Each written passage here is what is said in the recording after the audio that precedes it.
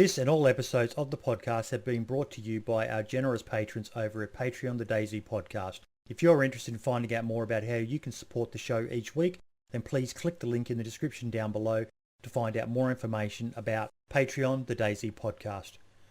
Thank you for your support. And a big shout out to our two Patreons, our $10 supporter, Scale Speeder Gaming. Thank you so much, mate. And a big shout out to our $25 supporter, Jake Snow. Your support means a lot. Thank you.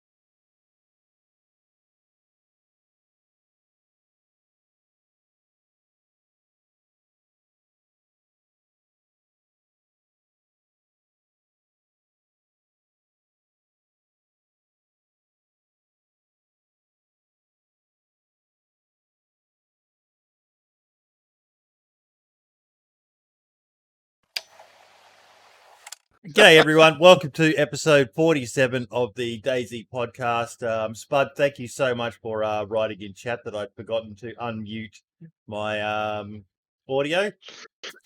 We are joined by my new co-host, Marks. How you doing, buddy? How we doing? Doing pretty good. We are doing damn well, mate. Other than me sleeping in, but yeah. But we have our special guest today is the one and only Skigoggles, one of the moderators of the DayZ Reddit group. How you doing, buddy? Doing great, doing great. Call me Ski, please. Ski? Awesome. Sure. Okay, so we have got a lot on today, mate. You are welcome to hang around for as much of it as you want. That's the way we work with all of our guests. But first up, we're going to be talking about DayZ Reddit. Now, there is a popular conception out there that it is the most toxic thing associated with the whole of the DayZ community. You chuckled a bit then, Ski. I did. So I would say, so I've been moderating for about a year now on that one, and a little longer on maybe another year or so on the DayZ mod Reddit, and there were a few tough customers there, but yep. We've taken a little, we sort of moved the bar a little bit on what we were letting pass through the filter, as it were. And I truly think, just to sum it up, that in the last year we've made a lot of good progress at sort of weeding out the people that have just decided that, DayZ is the worst thing since sliced bread. That doesn't make sense. The worst thing in the world, and on every single thread, on every single post, they're going to let you know about every single thing that they've experienced in the last 5, 6, 7 years. and that's just not productive. I'm not a fanboy. Well, okay, I'm a little bit of a fanboy. Okay, I lied. But, I'm a realist. And there's a bunch of people who like the game, who have issues, who have problems, who want to know things, who want to explore things, who want to see videos, who want to ask questions. And you know what? We just don't need that on every single post. That's my take on it.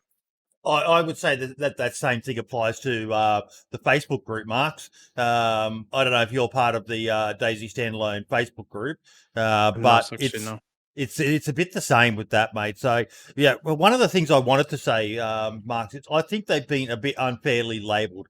There's a lot of toxic. Yeah, we've got a pretty damn good community, but there's a lot of people toxic on nearly everything to do with it. Yeah. On Reddit, you can see some stuff. A lot of it gets removed, which is good, but there can be a lot of toxic stuff on posts, especially in the comments of certain posts. Like I've had it on a couple of mine that I post, and it's just people giving out about this, or either hating the devs, or they hate Bohemia, or they hate the creator who's making content, or there's always something to hate about with DayZ, it seems, with people. Yeah, and I take offense to the dev hating part of it. And I don't know, Marks, if you've ever seen it. I stick up for them every single time.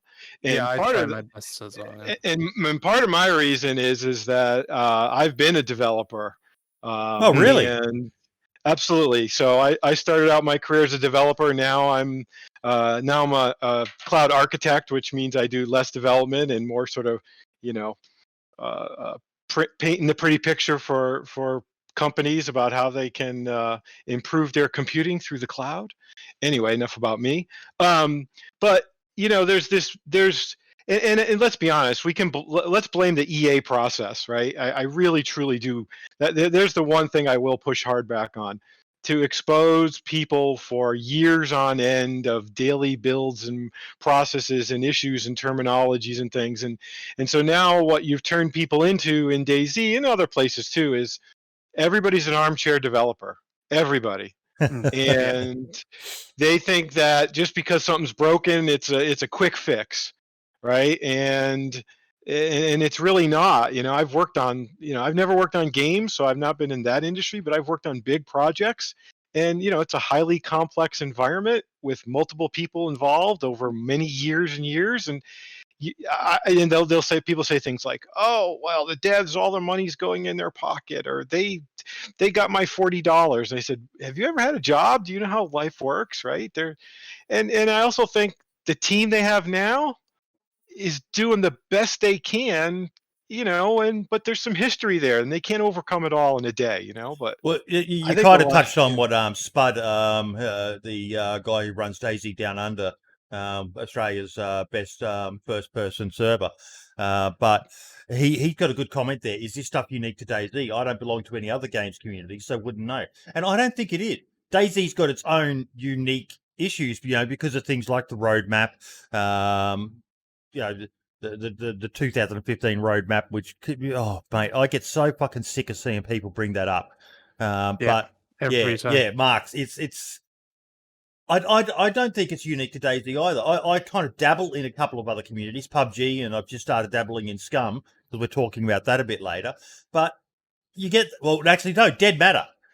Dead Matter's another one. Look at the failed launch they had of their early access thing. People. Humans are humans. Sometimes we're not very nice. And just some people, like you said, Ski, some people just need to learn to get over it. That's exactly what I tell them.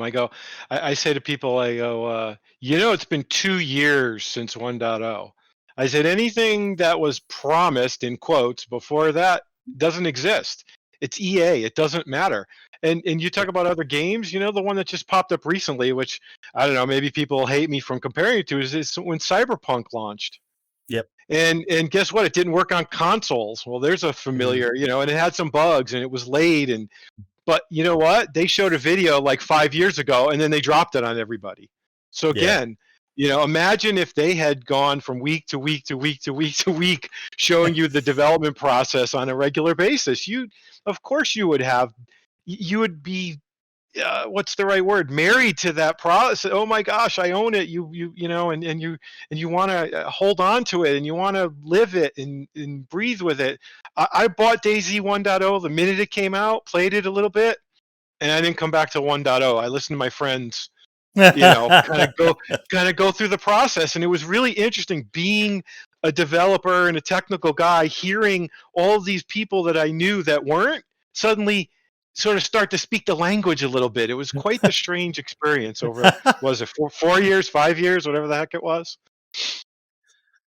Marks, it's been very interesting, hasn't it? Just the DayZ over the years, and the way people carry on in certain, You'll see it every time I do an update video for DayZ. Every single time people are saying they should be doing this, why aren't the devs doing this. It's every single time. Doesn't matter if they add a new weapon, they fix a ton of bugs. Every single time they always find something to complain about, and they'll always say the devs are not doing this. And look, I have my issues with Bohemia. With some of the decisions I believe they've made, and that's just me purely guessing. Because I'm not part of the company, and I do wonder about some of the decisions that they appear to have made. But do people honestly think that the devs are just, sitting there with twiddling their thumbs and all the rest of it? They're doing, especially of late. DayZ's fucking amazing right now. Sumrak and the rest of the team have done an amazing fucking job. Yeah. You could see. Do you know when I'd known Sumrak from A2 and Night Stalkers and all of this stuff from way back, and I knew he had become a lead developer, and then all of a sudden we started seeing the changes. We started hearing the mouse pick up again, and then we started hearing the changes to the temperature system and all that, and all of a sudden, bam! It clicked. You could see those two things starting to merge together, and you could see how they're working toward a decent set of goals with forethought and things like that. And then the changes to the loot economy, which I defend every single time it comes up too, by the way. You really see it. And look at the year in review, and look at a year ago what they talked about they would get to, and what they would work on, and I would say they delivered all of it. Now this year we all know they made a pretty big claim in that end of year about what they're going to work on this year. And I'm excited for it. And yeah, at the end of the day as well, how many times have you promised something to someone and not delivered in your personal life or in a work capacity as well? It happens, people. It just like Baron Snowhand said in chat, you can't please all of the people all of the time, and that's one of the things they're dealing with as well. DayZ, because of its roots, its origins with the DayZ, with the Arma 2 mod and that, it's got a lot of people who feel deeply invested in it, Marks. You know, that they've got some personal connection to it. You know, I myself even kind of feel that. Not that I played Arma 2 mod, a handful of hours in it, and couldn't work out what the fuck I was meant to be doing. But yeah, a lot of people feel very invested and almost a bit betrayed at times that certain things haven't gone the way that they want. But it's a big community. It's hard to please everyone all the time. Yeah, I think a lot of the Arma 2 people were expecting it to kind of be like Arma 2 when they bought it straight away. Mm-hmm. Like having base building and helicopters and all that stuff working. And then when they get it and they realize, oh wait, it's actually not. They can kind of be a bit annoyed and stuff like that. But I always tell people, if you're annoyed at the game right now, give it a break. Come back to it in 6 months' time. Like you did, Ski. Like you did, Ski. You know. Yeah, absolutely. I didn't think it was going where it needed to go. And then, the other thing that occurs to me too over the last year or so is that we are really getting to a point where there are a lot of players. I mean, look at the stats on Steam charts, right? It's had the most players ever in the last, couple month or two. But we're getting to the point where there are new players that the only thing they don't know about EA. They don't know about Pre 1.0, except for, unfortunately, they dig up an old YouTube video. Why DayZ is dead. DayZ is dead. DayZ will never be as good as it was. And oh god, those titles make me laugh. I made one of those videos years ago. I have to admit. And who just sent me that video the other day? The Survivor games. Where did I get that from? Was that from me? That was, yeah. You and I were chatting. You said, and let's be honest, you can see how wonky the game is at that point. Oh yeah, damn it didn't matter. Was that some good entertainment back then too? Exactly, and that's why I want to see it come back, because if no one has ever watched it, I will encourage them to go and check. Now you can there's this official Survivor Games channel on YouTube. But there's also some videos on a number of participants. Basically, all you got to do is just type in Survivor Games, and Games has a Z at the end, on YouTube, and you will get links. Probably one of my favorites is Mr. Moon's Training Day with him and Ciao. Oh my God. As you said, mate, it was wonky as fuck. But I'm sorry. I know there are people out there, Mark, who, I put comments as well, and whether it be on Facebook or on Reddit, and people say, it's my mission to make sure everyone knows how fucked this game is. It's like, if that's your mission in life, mate, that's pretty fucking tragic. But please go and check out those Survivor Games videos, because there's a certain charm for me. Like we talked about a couple of weeks ago with, we watched a video of a guy in an axe battle with someone.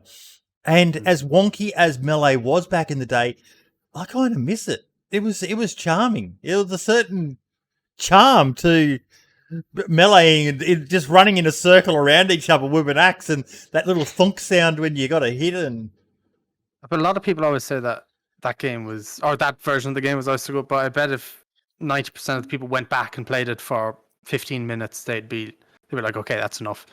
It's probably a lot of it's nostalgia. Like, I have very fond memories of the game back, in those alpha days as well. But it's broken. It's probably better off that it's, not like that anymore. Oh, definitely. But it's the same. It's the same when people talk about Arma 2. Every once in a while, I don't play on my Arma 2 server anymore, except somebody says, I have an issue. Can you do this? Do that? I jump in and I got to remember the controls, and I'm looking at the graphics, and even DayZ's a little dated, but and the way it works, and it had its moments, but you're right. It's all looking back. Why does Arma 2 seem really great? And even that, it's nostalgia. It's the first time we saw anything like that. Like, oh my God, look at this. There's zombies and gun apocalypse, and I'm running around, and this is the greatest thing I ever saw. And But yeah, if you just jump, people, there's a post right now on Reddit that from like an hour ago, Arma 2 or DayZ, right? I mean, there's no question right now which one you should go to. Yeah, You know, like I made a video. It's less than 6 months ago playing Arma 2. I just went back to revisit. I think it was Epoch or something like that. I can't remember. And like it was so hard to remember the controls, and it was all so clunky. And yes, it might, people might prefer, but it's all that nostalgia stuff. Like DayZ is way better graphically, it just performs better. Controls are a lot easier. It's just so much better, personally, anyway. But a lot of people then were on that video were like, "No, DayZ's trash. Arma 2 is the best." So I mean, DayZ's a full game too. DayZ's a full environment. Yeah. There's all sorts of other things to do.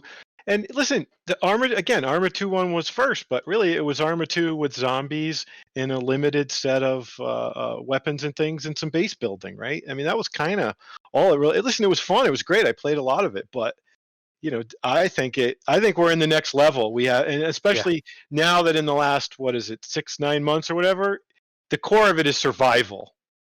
Yes, I'm very excited for that. That was very great. And that's that. But as I think that's why a lot of people are getting upset, because a lot of them view DayZ as just nothing more than a big open world PvP battle, whereas that was not Dean's initial vision. It was how do they define it again? DayZ is a survival horror, open world bloody survival horror game. They don't call DayZ a big death match or anything like that. Now, it's strange I say that, because I'm just talking about how awesome Survivor Games is. But part of the beauty of Survivor Games is there's still an element of survival in it. Those games, how long does that bloody video go for? Nearly, admittedly, some of that was downtime when the server was restarting and that. But, 3-4 hour game. You can't have a 3 to 4 hour game in DayZ without having to loot for food and drink water and stuff like that. So it's still a survival experience as opposed to just a big death match. And that's I don't begrudge people who want to play DayZ that way. That's the beauty of not just DayZ but any Bohemia title. They generally make it very moddable. But some of these people servers out there that give you that experience. Yeah. Some of the people have got to get over that, Ski. Yeah, I agree, and you keep bringing me back to that video, and I didn't watch the whole thing. It was like 4 hours. Like I bounced around. And it was funny. I talked to a friend of mine that I've been playing with since the DayZ mod days, and he goes, "Oh, I remember Mr. Moon and Mr. This and this guy and all the," and he knew all the names off the top of his head. He goes, "I remember watching them," and there's, like you say, there's the core DayZ and everything, but then we took it and we had fun with it. And we play with friends, right? It was that award they won last year, and you get on it, and it's an experience. It's not just I'm running around shooting and killing and everything. We played some friends, and when did we play? Last night, the night before, and we all got killed stupidly, right? Mm-hmm. We should have never gotten killed, but we got on, we laughed, we played, we ran around, we did, and we chatted. It was like this, right? Except we were running around. It's all of that, right? It's not just the pew pew pew pew pew, right? There's something more to it for me. It's a bit of a bit more of an experience wrapped into there, more of a social thing too. Yeah, exactly. Actually, every life. Go on, no, you go, mate. You go. Every life. Every life is a new adventure. Yes. On that game, you respawn, you die, you respawn. It's a whole new adventure. You can go a different way or whatever. You'll always be something new. It won't be the same thing over and over again. Because I've got a bot for the podcast channel, which grabs every post to the Reddit DayZ thread. And when I said we were going to be talking about the Reddit DayZ and is it toxic as people say and all the rest of it, I have to admit that the actual main posts themselves are very rarely now, because this one grabs everything before they even get deleted by you guys. I noticed that, by the way, when I looked at your Twitter feed the other day. Yeah. I thought, wait a minute, that one hasn't been approved yet. So yeah, your bot picks them up before our auto mod filter and spam filter seem to get them. Interesting. But I think the main issue isn't so much in the posts; it's in the replies to posts, where some of the people can prove that they're they're not for the right reasons. But then again, you still get some of the purists or the elitists, as Uncle Ray called them when he was on, which was a fucking hilarious podcast, by the way. You should definitely watch that if you haven't already. But some people have got to get their heads out of their asses. I can be a bit elitist myself. I know that, and that's something I'm trying to work on as well. You know, I love my hardcore survival, but some people have got to remember, like we discussed before, that there are a lot of different ways to play DayZ. Yeah, I agree, and let's extend that a little bit. We get the PC console elitist too in there every once in a while. Yes. Listen, I've been a PC gamer the whole time, so that's where I'm going to lean. I think it's a better experience and it's a more cost-effective experience. But and I haven't been able to do a damn controller since like Need for Speed on my PS2. That's another story. But yeah, we can only do so much reading through the posts and things. We rely on users to report things. But to be honest now, and this is a good question for you two or anybody else, is you have to start to look at where you draw the line, right? You know, because my sort of my duty, power, I hate to say power, that sounds terrible. You know, I'm trying to moderate, right? We all know that's the term, moderate. Yep. And where do we draw that line? Because people love to, oh, you're censoring me, blah blah blah. Oh, come on. But my initial take on it is, if you're coming to the DayZ Reddit to make negative comments, if every single one of your comments is negative about DayZ and off topic, then you're not adding any value whatsoever. I'm not. If somebody says, hey, cars are terrible and they go flying and you know, even if they just make a quick comment or a long comment, at least they thought about it. There's something to discuss. But when they continually come on threads and just crap on it all the time, then we don't need you. And to be honest, those are the posters that we've in the subs that we've been filtering out, and that we've just kicked out over the last year. We've really starting to do that, and I think, you know, surprisingly, you know, I could go back and count how many that is. It's not as many as you think. It really is. You know, it's the exact same way with YouTube comments. Yeah, like you'll see the same person will just constantly hate for no reason.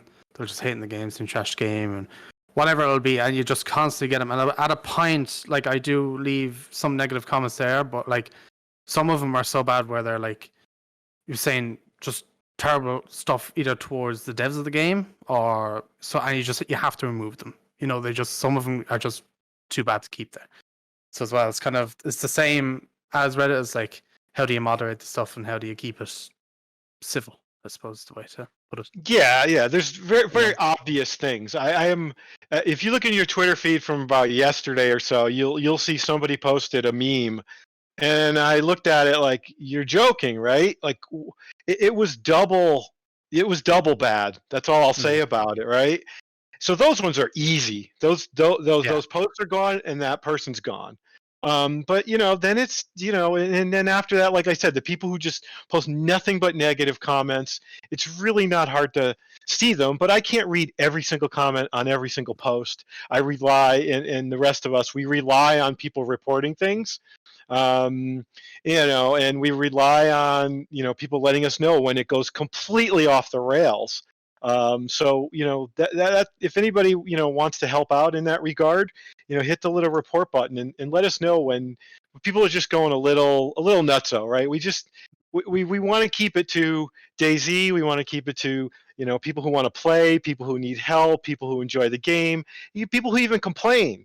But you can't be a broken record. That just isn't getting us anywhere. And it's not that we are trying to cover up the issues that DayZ had in the past. DayZ had some bad issues. You know, some decisions left us all scratching our fucking heads going, what the fuck were they thinking when they did that? Even the roadmap was... Yeah, it was a great objective and we were all very excited, but they had to change it. And it's disappointing that they had to change it, but that's life. Things change. Goals change. Just deal with it. Get over it. It wasn't that fucking big of a deal. What year was that? 2015. So think about what we've all been talking about, and we've been talking about that whole EA process and how people got so ingrained in it. It's 2021. Yeah. And and again, you just like that. You're like the roadmap. When's the road? 6 years ago. You know, Mhm. Yeah. so that's how much of an impact it had to everybody who was in that process, right? It's still top of mind. It really is, and so we get it, right? We all get it. But you know, again, like we've been talking, it's time to move on. We've got something good going now. I would say. I would argue we're in a really good space. Although, hey, where the heck is this year's direction? We're waiting on that note. I'm excited for where it's going. At the end of the day, it's in very good hands right now, in my opinion. I know some people aren't too happy with the changes, to temperature and stuff like that. But if Namolsk, his vision for Namolsk, and that is an example of what Sumrak's got in his mind, I can't wait to see what else he's got in store for us throughout the rest of this year and beyond. Sure. Yeah, absolutely. Absolutely. And I know any day now we're supposed to get an update on the malls too. He's been teasing little tidbits on the Discord, so I'm excited about that. And yeah, like I said last year when Sumrak, all of a sudden it all came together for me. Sumrak and his blogs, and also the temperature stuff. Wait a Yep. minute, the malls got winter, and you know that he's somebody. I mean, listen, I look at myself and say, well, I've been invested in DayZ for years. You've been invested. This guy's been invested since what, 2011? Yeah, And easy. you know, he's the fan that made it all. You know, we could look at analogies, right? There's that singer that became in the band, and you know what I mean. He went all the way from I made a mod 10 years ago to now he leads the development team. I mean, that shows that shows a lot of I can't, I don't know, dedication isn't the right word, right? But he cares. He And it truly also, must care. yeah, I was being a bit critical of Bohemia before, but it shows that Bohemia is willing to take on talent. Maybe not as much as we would all like. We would love to see more people in there. We had Inclement Dab last week talking about it. Geez, I'd love to see him and them offer some of the other people in this amazing community jobs with them. But the fact that they've now got this guy who was a modder, and he is in charge of the whole DayZ project, that's a thing to be celebrated. That's a thing to make people feel good. Oh, 100%. I mean, who else would you put in charge? We're not going backwards, right? So don't talk about anybody backwards, right? Who used to? Who else would? I mean, I know there's some people in the community. There's some very good modders right now, right? Of course, but I sort of say it rhetorically. Who else? I mean, what the heck? Sumrak's been around for 10, 11 years. I mean, Jesus, you can't get any better than that. But yeah, I mean, and it did say that they're looking to expand the team this year. So I guess we can't ask for much more considering it's DayZ. Yeah. Well, hopefully we get more people on that, and I hope if they do add more people, updates might. I don't know if they come out any sooner, but we might get more stuff in them depending who they add and stuff. So I still hopefully want it'll be them a good situation. Like, I still want them to fix what we've got, get it to the standard where it's nice and polished, and fix the models and all the rest of it, and just the little things that when you play, you sit there and go, it's pretty bad that this is still an issue. And yes, like someone said in chat, where the fuck are bows? I have to admit, when you dive into what's still, I defend the developers all the time, but you dive into what assets are still in there that haven't been brought forward yet, and even I do defend them, and I know there's priorities and there's bosses and there's all that. There's definitely a bunch of assets in there that have been brought forward through various very uncomplicated mods, with very little code and very little settings and things like that. And but again, I say that, and I hesitate to say too much about it because I'm the one defending them, saying, listen, we don't work there in their environment, in their code base, with their resources, with all their priorities, and we don't know how fragile or people would say how much of a spaghetti code it could be or anything. But I have to admit, every once in a while, when I'm in, some admin tool and I'm looking for some assets, and I go, oh yeah, that's still there. Come on, where is it? Throw us. But where did AS Val come from out of nowhere? Yeah, that wasn't in the assets at all, right? People are like, well, bring back the 249, right? So everybody. I do it a little bit too. Everybody wants that 249 for some reason. I don't understand it. Yeah. Everybody's screaming for that 249. It's a terrible machine gun IRL, by the way. I hate the fucking thing. Okay, you know what's worse is that AUG. That's a piece of junk too. The scorp is no Oh. good. Somebody the other day, oh, where's the AUG? I'm like, go get I forget the mod that has it in it, right? It's terrible. It's awful. It'd be cool if they added 2 versions of the AUG, like the A1 with the scope and then like an A3 version or something. So it had a rail on top, so you could put NATO sights, whatever, on it as well. Give people, a bit of variety or something like that. Would be cool. I wasn't a Yeah, fan yeah, of the old guy, or the style we called it. It was it's an efficient weapon, but it just didn't have the personality that the good old SLR or the FAL had. So, yeah, it's still got a soft spot in my heart because I carried that thing for nearly fucking 10 years in the military. But it's a very ordinary. I don't like the scope on it. And that's one of my major issues with it, even in game. Just that little donut, the ring of death, they called it. But just, yeah, I never liked it. You couldn't do very good precision shooting with it. Agreed. Like, I can only say for in game. Unfortunately, I don't have any. I don't have the experience. The experience that you have. But yeah, like I said, the AS Val came out of nowhere. So, and I think what was the last thing? Last year was it vaulting? That sort of kind of came out of nowhere. We didn't. All of a sudden, it was like, oh, by the way, or maybe even grenades. I think weren't expected either.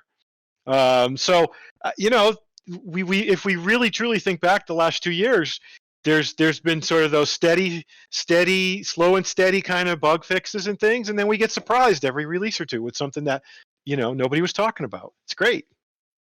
I wish grenades and such had better sound effects, like explosions in general. I think. Yeah. Am I the only one here that just thinks like they're just like even the gas stations are just really weak? They do nothing. Well, they explode, but it's not crazy or anything like that. Yeah. Again, that probably falls into the polish area. Things that they could make better than they currently are. Yeah. No, I know. I understand. I look past a lot of the little polish things. I'm still, like we're still using one animation for like 20 different things, and it just makes me think of A2 when there were only 2 animations or 3 or whatever that it was. Yeah. And I really want the big ones, the big one fix. Are we allowed to mention the one big fix that everybody wants, or we don't talk about it? No. We talk about it. The vehicles and the physics and things. But the funny one is that everybody keeps talking about they want helicopters. In the same breath, those are the people that talk about bases and how they're upset that they get raided. I said, well, I could tell you how many times I landed an A2 helicopter on the top of someone's base and jumped out and took everything. So I don't see you people are forgetting that part of it.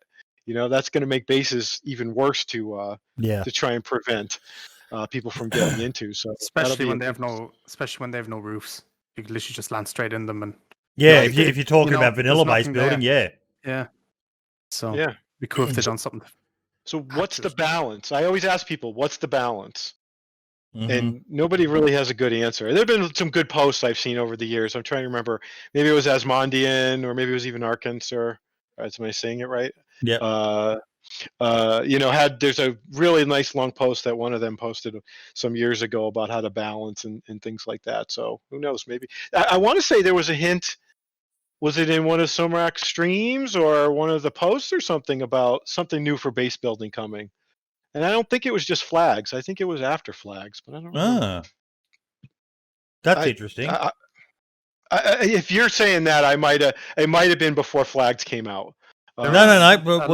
We're only a few people. We don't get everything, and it's always good when someone surprises us with something. We're going to have to delve into that because base building, it needs some love. I know bases aren't everyone's cup of tea. Look at the success of the Day 1 servers with Smoke, but for some people, base building is DayZ.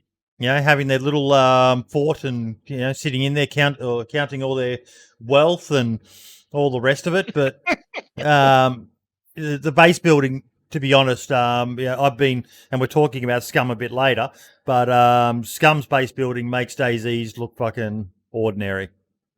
I've never played Scum. Have you? I saw a prototype somebody did, just mock-ups. Yep. Geez, 3, 4, 5 years ago that I thought was a really, really great idea. So they had mocked up these, I'll call them rooms for lack of a better term. So the theory was in DayZ, you could come and build one character could build one room. 2 characters could build 2 rooms. Yep. 3 characters could build 3 rooms or 4 rooms or whatever it was. But in addition to the rooms looking like little cabins or garages or whatever, it forced people to work together more so than now, because where one person can just, obviously arbitrarily build anything as big as they wanted. And I thought that was a good concept, not just in building, but in sort of the meta game of people not just killing each other. That's an interesting concept. I mean, I think that's so I might say, yeah, we're missing some assets, but I always tell people all the guns go pew, pew, pew. So Yes. how many do I need, But what I'd like to see is more aspects of how you can force people to work together. And one of mine is to make resources even less available, and that wigs people out like crazy. But what can we do with these things we have that you need to go up to that person and ask them for something, for help, for resources, for something, because there's such a limited supply and you can't find it. What can we do? Done that very well, didn't it? Like with the lack of food and stuff and it being so cold, if you saw somebody in Vorkuta had a fire, you'd run over to them and ask, could you sit next to their fire or ask for food or what. I think the Malsk kind of brought that out where people were starting to work together a lot more and share food and items and such, which you wouldn't see on Chernarus or Livonia. They just KOS you. Right. So So Clement Dabs just said it in chat. Making people value their lives is something that I've been brainstorming for a bit. And Clement Dab is the guy who worked on the Molsk with Sumrak, and that's one of the things I loved so much about the Molsk is the frostbite factor. You had to value your character, because if you got frostbite, you got you get a permanent penalty to your health, which loses you that aspect of it. And 2, it encouraged people, like you said, to light fires, and that increased the chances of interaction. Now, depending on the server, that interaction could be just a bullet or a shovel in your head, in your stupid ugly face. But it changed DayZ for the better. And if anyone's got any ideas, put them out there for the likes of the modding community to become aware of. I'd like to see the opposite. For a map like Livonia, in maybe summer, that is more humid, and it increases your heat. You start overheating, so you have to strip off. You have to be aware of the clothes you're picking. Putting on the high insulation, best insulation stuff is going to overheat your character, so you've got to strip off a bit. And I remember there was a patch in the early days of DayZ where everyone was going and sitting in the fucking water just to cool down. Now that was a bit extreme, but that's the sort of stuff which I would like to see. Having been in the military, carrying a backpack full of fucking shit and wearing military style clothing, boots and all the rest of it, mate, you get fucking hot and you chew through the water. So even just increasing someone's water intake is another way of potentially getting more interaction. They've got to go to town or they've got to make sure they've got bloody chlorine tabs on them to sterilize water. So little things like that, I'm excited to hear about. So this, I describe things to people. Sometimes they go, well, it's not realistic that I have to eat, because if in real life I could eat every 5 days or whatever nonsense they have. I say, you don't understand. The goal is to survive or get to your base or whatever your goal is all these other things are meant to distract you from your goal and maybe put you in danger. That's what they're all about. And I even think, we talk about things like you say, at least the temperature started forcing us towards using different clothes and things, and everybody doesn't necessarily look like Rambo right off the bat. I think I think more forcing of choices needs to be made. Like one of the big things I've posted 50 times is you shouldn't be able to double carry, and you shouldn't be able to put any rifles in your backpack, and you shouldn't be able to put them in your crate. So think about what that would do for hoarding and for how you see people. Which of these 5 rifles should I carry? You should carry one because you're going to be dead before you get to the second one, and you never use your pistol. That's a different problem. We have to force players to make more choices about what they do, what they carry. And to your point, last night we were playing. We stopped at a stream so we could get some water.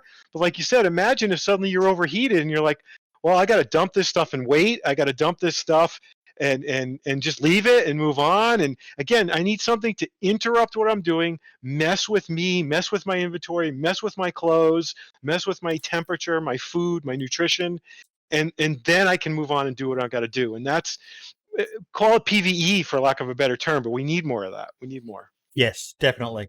You know, you just made me think of something. That back to the original topic, talking about Reddit DayZ. Yeah, I just realised what one of the biggest issues would be for groups like Reddit DayZ, the Facebook DayZ community, and so on. As we've been talking about, there are so many different ways to play DayZ. Now, Reddit DayZ is a broad category. It's not Reddit DayZ base builders. It's not Reddit DayZ PvPers. It's not Reddit DayZ survival elitist arseholes like Boydie. It's just Reddit DayZ. So you've got people from every aspect of the DayZ community who all have a different view on how DayZ should be played. And I think that's one of the things that leads to so much of the conflict that happens on in Reddit DayZ. Yeah, I'd say that one of the big ones is the first person, third person one. That comes up quite often. The hate on the third person ones. Obviously, we talked about PC and console, and then every once in a while, the sort of boosted loot servers versus the survival servers, because as we all know, 80% of the servers are of some form of traders, boosted loot, no stamina, and so forth and so on. I'm like Boydie. I'm like you. I like the survival aspects. I like. I have friends that run intens, and I play on that one sometimes. You have to take a nap every once in a while, or you fall asleep and things like that. Good old hell retex. Yeah, exactly. And I like those too. But but look back again. But look, DayZ picked up in some senses where Arma 2 left off, right, with Epoch and Overpoch and all of those things. Right, and it picked up right there, and now we've brought in the survival things later, and there's a little bit of a clash here and there on styles and gameplays and things, but there's definitely still. I'm happy to see that sometimes I'm not the only one saying, but to each his own, right? Yes. I mean, that's the whole point from Bohemia. If they didn't want us to mod it and do a million things with it, they wouldn't allow it. They wouldn't have had it all. They wouldn't have allowed it. They wouldn't have put it in there. But they did. They saw that value. They could have not done it, right? They could have just left it out from the very beginning and said, this is what DayZ is going to be. But they saw the value, and I think the biggest issue is the console people are just dying for it. I mean, and they're never going to get it. Not due to Bohemia, but they would take it in a second. And I don't know if you saw, and I don't know if this is a communication issue or not. But I want to say the DayZ Twitter hinted toward them getting more access again, the init.c access that they've been asking for. It hinted at it maybe a month or so ago. So fingers crossed for them. Fingers crossed for them. It'll allow them to do some more stuff. But yeah, we shall see. Yep. We love our console people here. I do feel sorry for them, but at the same time, it's fucking amazing that they get to play DayZ. I'm still stunned that they managed to make it work on consoles. Yeah, especially last gen ones. It was don't know how they done. And I looked up the specs one day because I never really knew what is the core specs on it, and to be honest, the core specs are lower than, say, a core PC spec. And that's add that to maybe not the most powerful servers in the world, and that's where you're seeing all that lag and craziness. But from everything I read, now that they've moved up to the next gen ones, now they're leapfrogging over a lot of the PC configurations that people have, and it's supposed to be looking really good. The thing I'd really vote for, if I could vote for the console folks, is to get a better selection of server providers, I think, with some more high-powered servers. I think that in their next-gen consoles, I think, we'd see a lot more happy console players. What do you mean by that? Can you elaborate on that? Right now, console players only have one choice of provider, and that's Nitrado. Yep. And I don't. So I have my server. I don't use a GSP. I rent a Windows box and build it myself. So I can make the choice. I want this CPU. I want this memory. I want this whatever. Nitrado is a single vendor, and they only provide these single configurations for the console folks. And so there's no shopping around. I can't go to survival servers. I can't go to GTX Gamer. And I'm not sorry, I don't know if I should plug things. I'm just picking names off that I've heard and things like that. So no relation. I'm not getting paid for this. There's all these other GSPs, and some of them will say, well, if you pay us extra, you get more CPU. If you pay us, you get more memory. You get a better SSD. Or a dedicated box like we can get on PC Windows. And things like that, and they just don't have that opportunity on console. They have only one vendor. Jacob, welcome, buddy. How you doing, mate? I'm doing good. How are you? Yeah, not too bad, mate. Not too bad. We've been talking quite heavily, and as is natural, whilst we're talking about Reddit DayZ, you can't talk about Reddit DayZ without talking about DayZ. But basically, we seem to have come up with the opinion that Reddit DayZ has changed a lot, mate. Yeah, it has. Yeah, compared to what it used to be. Yep. It used to be much more toxic. It's a long held thing, particularly amongst content creators, that you're a brave man if you post a video on DayZ Reddit. Oh yeah. that hasn't changed much in that regards. But yeah. Just the general discussions are less toxic though. But it is good to see, though. It is very, very good to see. Hang on, I'm just going to turn your volume up a bit. I think you're a bit quiet. Are you whispering, sleeping? Well, I would be lying if I said I didn't just wake up. Don't worry, I slept in this morning as well, mate. I had alarms going off from 6 a.m. to 7 a.m. and I still slept through them. I woke up for my first one and pressed the snooze button, and then just eventually I must have actually not pressed snooze and pressed cancel or something like that. And the next thing, the missus is going, "Boy, what's the time?" And it's like, "Shit, 6 o'clock." Fuck. But yeah, no, it is good to see. Like as I said before, I've got that bot that captures all the posts and that, and the actual posts themselves, for the most part, aren't really that bad. As Ski was saying, there's a few that slip through every now and then, and you guys get on top of them as quickly as you can. But it's mostly in the replies, and a lot of that seems to come just from, it's Reddit DayZ. It's a big amalgamation of a lot of people who view DayZ differently. Everyone has their own idea on how DayZ should be played. Yeah, that's why we got all these like 50 million servers as well. Yep. Like Clement Dab said, there's a server for everyone to cater to everyone's playstyle. I think there's 2 servers for everyone at this point, really. Pretty much, yeah. We've got so many, but so but I think it's okay that we clash. Like you were talking, we clash on gameplay types, like first and third person. We clash on boosted loot and survival and things like that. I mean, we don't want people to hate on each other, right? That's not our point. I think it's when we've talked, when people just have nothing good to say about anything. I think that's kind of it. When somebody posts a video of whatever they're doing and whatever they've accomplished, or whatever raid they did or PvP they did, and the first comment has to be, oh well, if only I had this, if only they gave me that was promised 5 years ago. That's what we're just tired. It's enough. Yeah. We're 2 years past 1.0. I don't care what you want to call it. It is what it is. We're not suppressing your right to free speech, brother. It's just a case of, okay, we've heard this point before. Maybe word it a bit better, because you can still say negative things, but you could do it constructively or you could do it critically. And if you just want to be a toxic critic, then maybe go somewhere else. The comments of a General Sam video or something like that. Yeah. No, it is time for a lot of people to move on.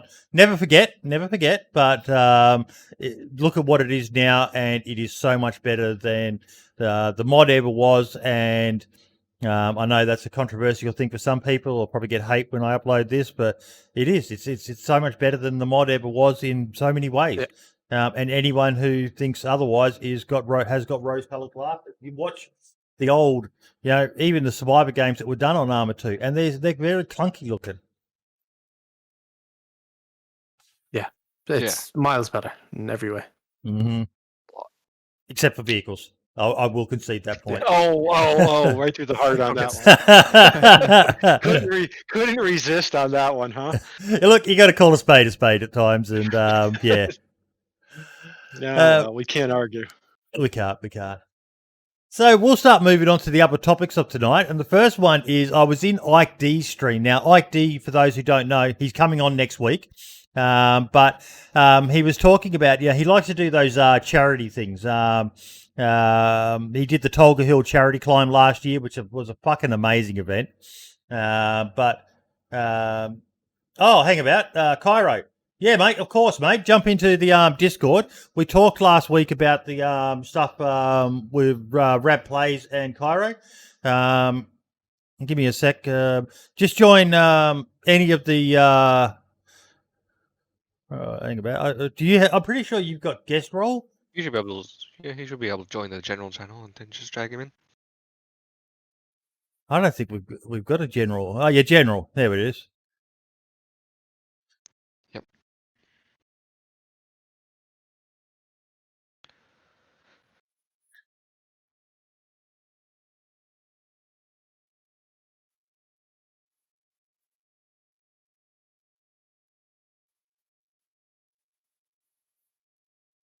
We'll just wait for Kyro to join, folks.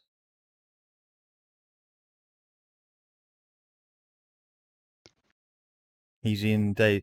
Are you in my Discord or in the podcast Discord, mate? Yeah, I think he joined in the wrong Discord.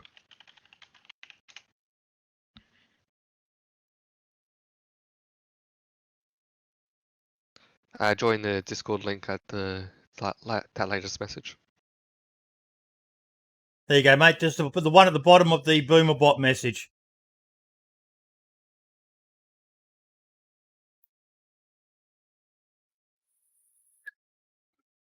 There he is. And now he just has to join a voice channel.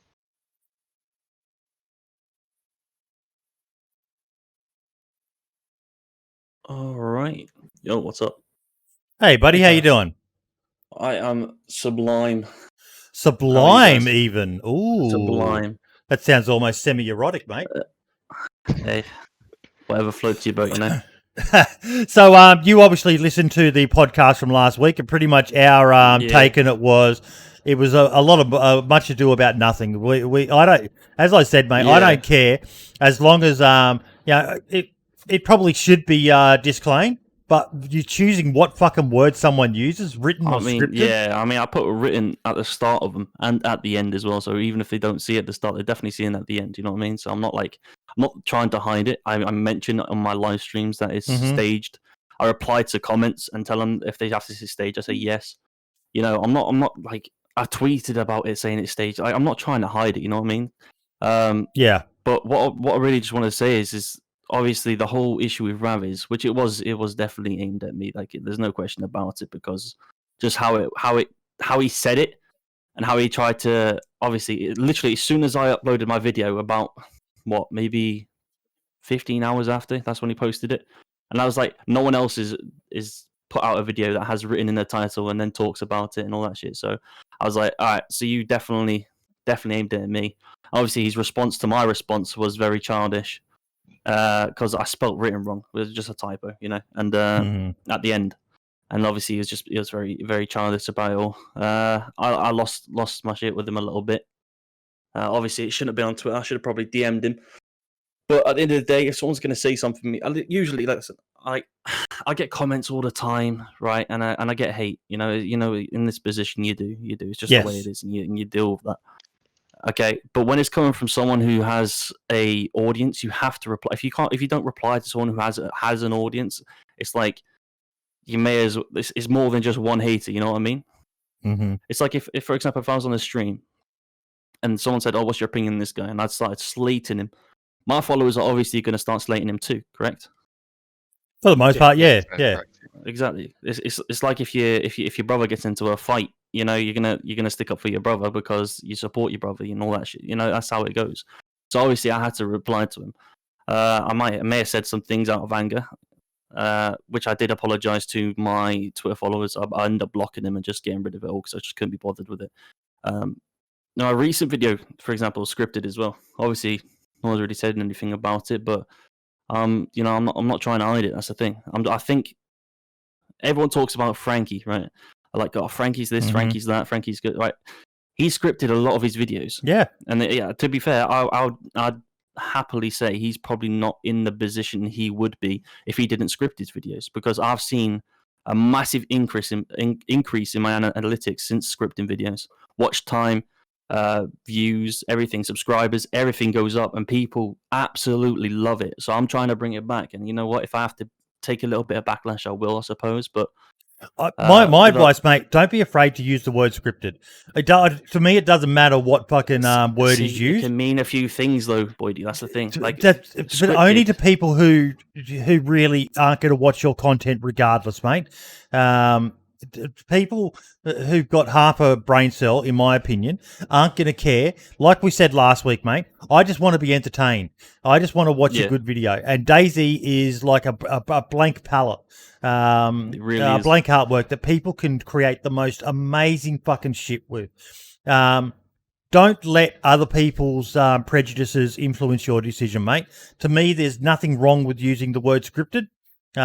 This is a scripted video developed with, and if you word it correctly, people are going to be having to draw a pretty fucking long bow to be able to paint it in a and it's going to say more about them than it does about you, because you're declaring it openly. I get that, I should probably say it's scripted, but the thing is, a lot of people can see scripted to mean different meanings. It doesn't just mean something that's staged. Obviously, to you or a normal, person with half a brain cell realize, okay, so is it staged? Cool, right? But I put written because scripted can mean a lot of things. Some people associate with cheating, like scripting, or you know what I mean. So it's a very like, for that term, it's a very like dodgy term to use. Hence why I used written. I mean, it means the same shit. I mean, you write a script, you know what I mean? It obviously means the same thing. I think Rav was just nitpicking because he wanted to start something. I don't know. We used to have issues with each other when we were a lot smaller channels back when we were at like 1K. Like smaller channels, like we had issues. We made up, we're cool. But this time I think it's done for good. I just thought I'd hop on and clear up the whole issue and why I replied and all that stuff. You're welcome to, mate. You're welcome to hang around if you want, because we've got a lot to talk about. Sure, but I don't mind. Don't ever be afraid to use that word, mate. For the people that matter, it doesn't mean a thing to. Yeah, what do you think about scripted videos, Marks? I don't mind them just as long as nobody's cheating or anything like that. It doesn't matter. Go first. I do all mine on private servers, so it's not a public server. Like the reason why, Rav replied with the Milo meme I made back when Milo was cheating, but he was doing it on a public server, and he was using admin tools and he was spawning in stuff to rate. Like he was doing all that on a public server, and he's done that more than once. So when he replied with that, I got a bit salty at him and I called him a prick. But you know how it is. But it's totally different. It's totally different because I'm doing it on a private server. Yeah, but I'm just trying to create entertaining content. Yeah, it might not be realistic. I understand that. Okay, I understand it. It's not DayZ.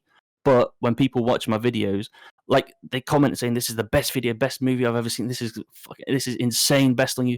And that's what I want. I want people to be on the edge of their seats when I'm watching my videos. I want people to follow a really cool storyline that I can imagine in my head and make it into. But why are we called content creators? Because we create content. That's what we do. Yeah.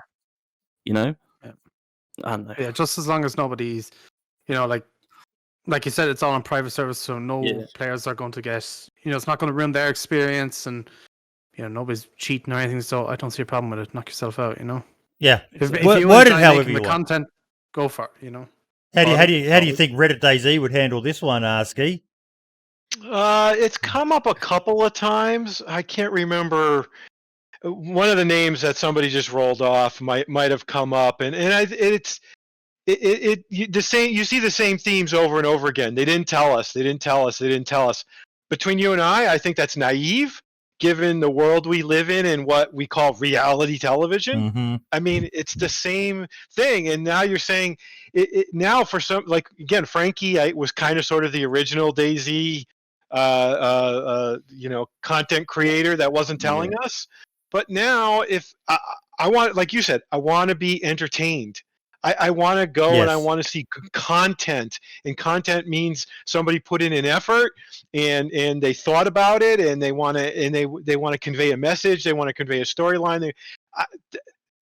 I don't know what else people can do to make it right. To me, again, as long as they're not cheating and ruin everybody else's fun, I don't see the problem. And it Exactly. pops up every 6 months or so. You see Yeah. one video, and then you know what? I want to say they're usually old ones too. They're making the same accusations against the same people. Even when Frankie pops up once in a while, it's like, hey, I think Frankie's coming up in 6 months. Hey, didn't you script all his videos?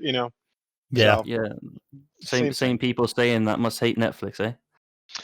there you go. Must hate Netflix. If you watch Netflix, you have to be a hypocrite if you comment Yep. on other people's videos saying, "Oh, this is scripted. That means it's bad." Well, no.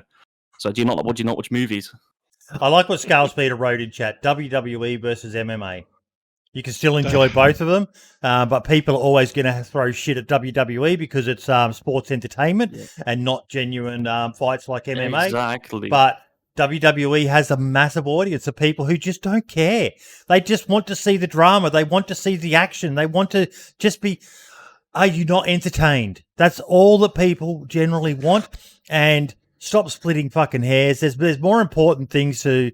there's a post I'm going to be coming back to, but there's more important things in the world to, if you want to have righteous fury and indignation or something, pick something that's actually worthwhile and not something as like you said, Marks, as long as no one is being affected, as much as it's only pixels, as long as it's not cheating on a public server that people can play on. And by public, we don't just mean official servers, we mean community servers that people are going on and, spending their hard-earned time on. And being fucked over by someone.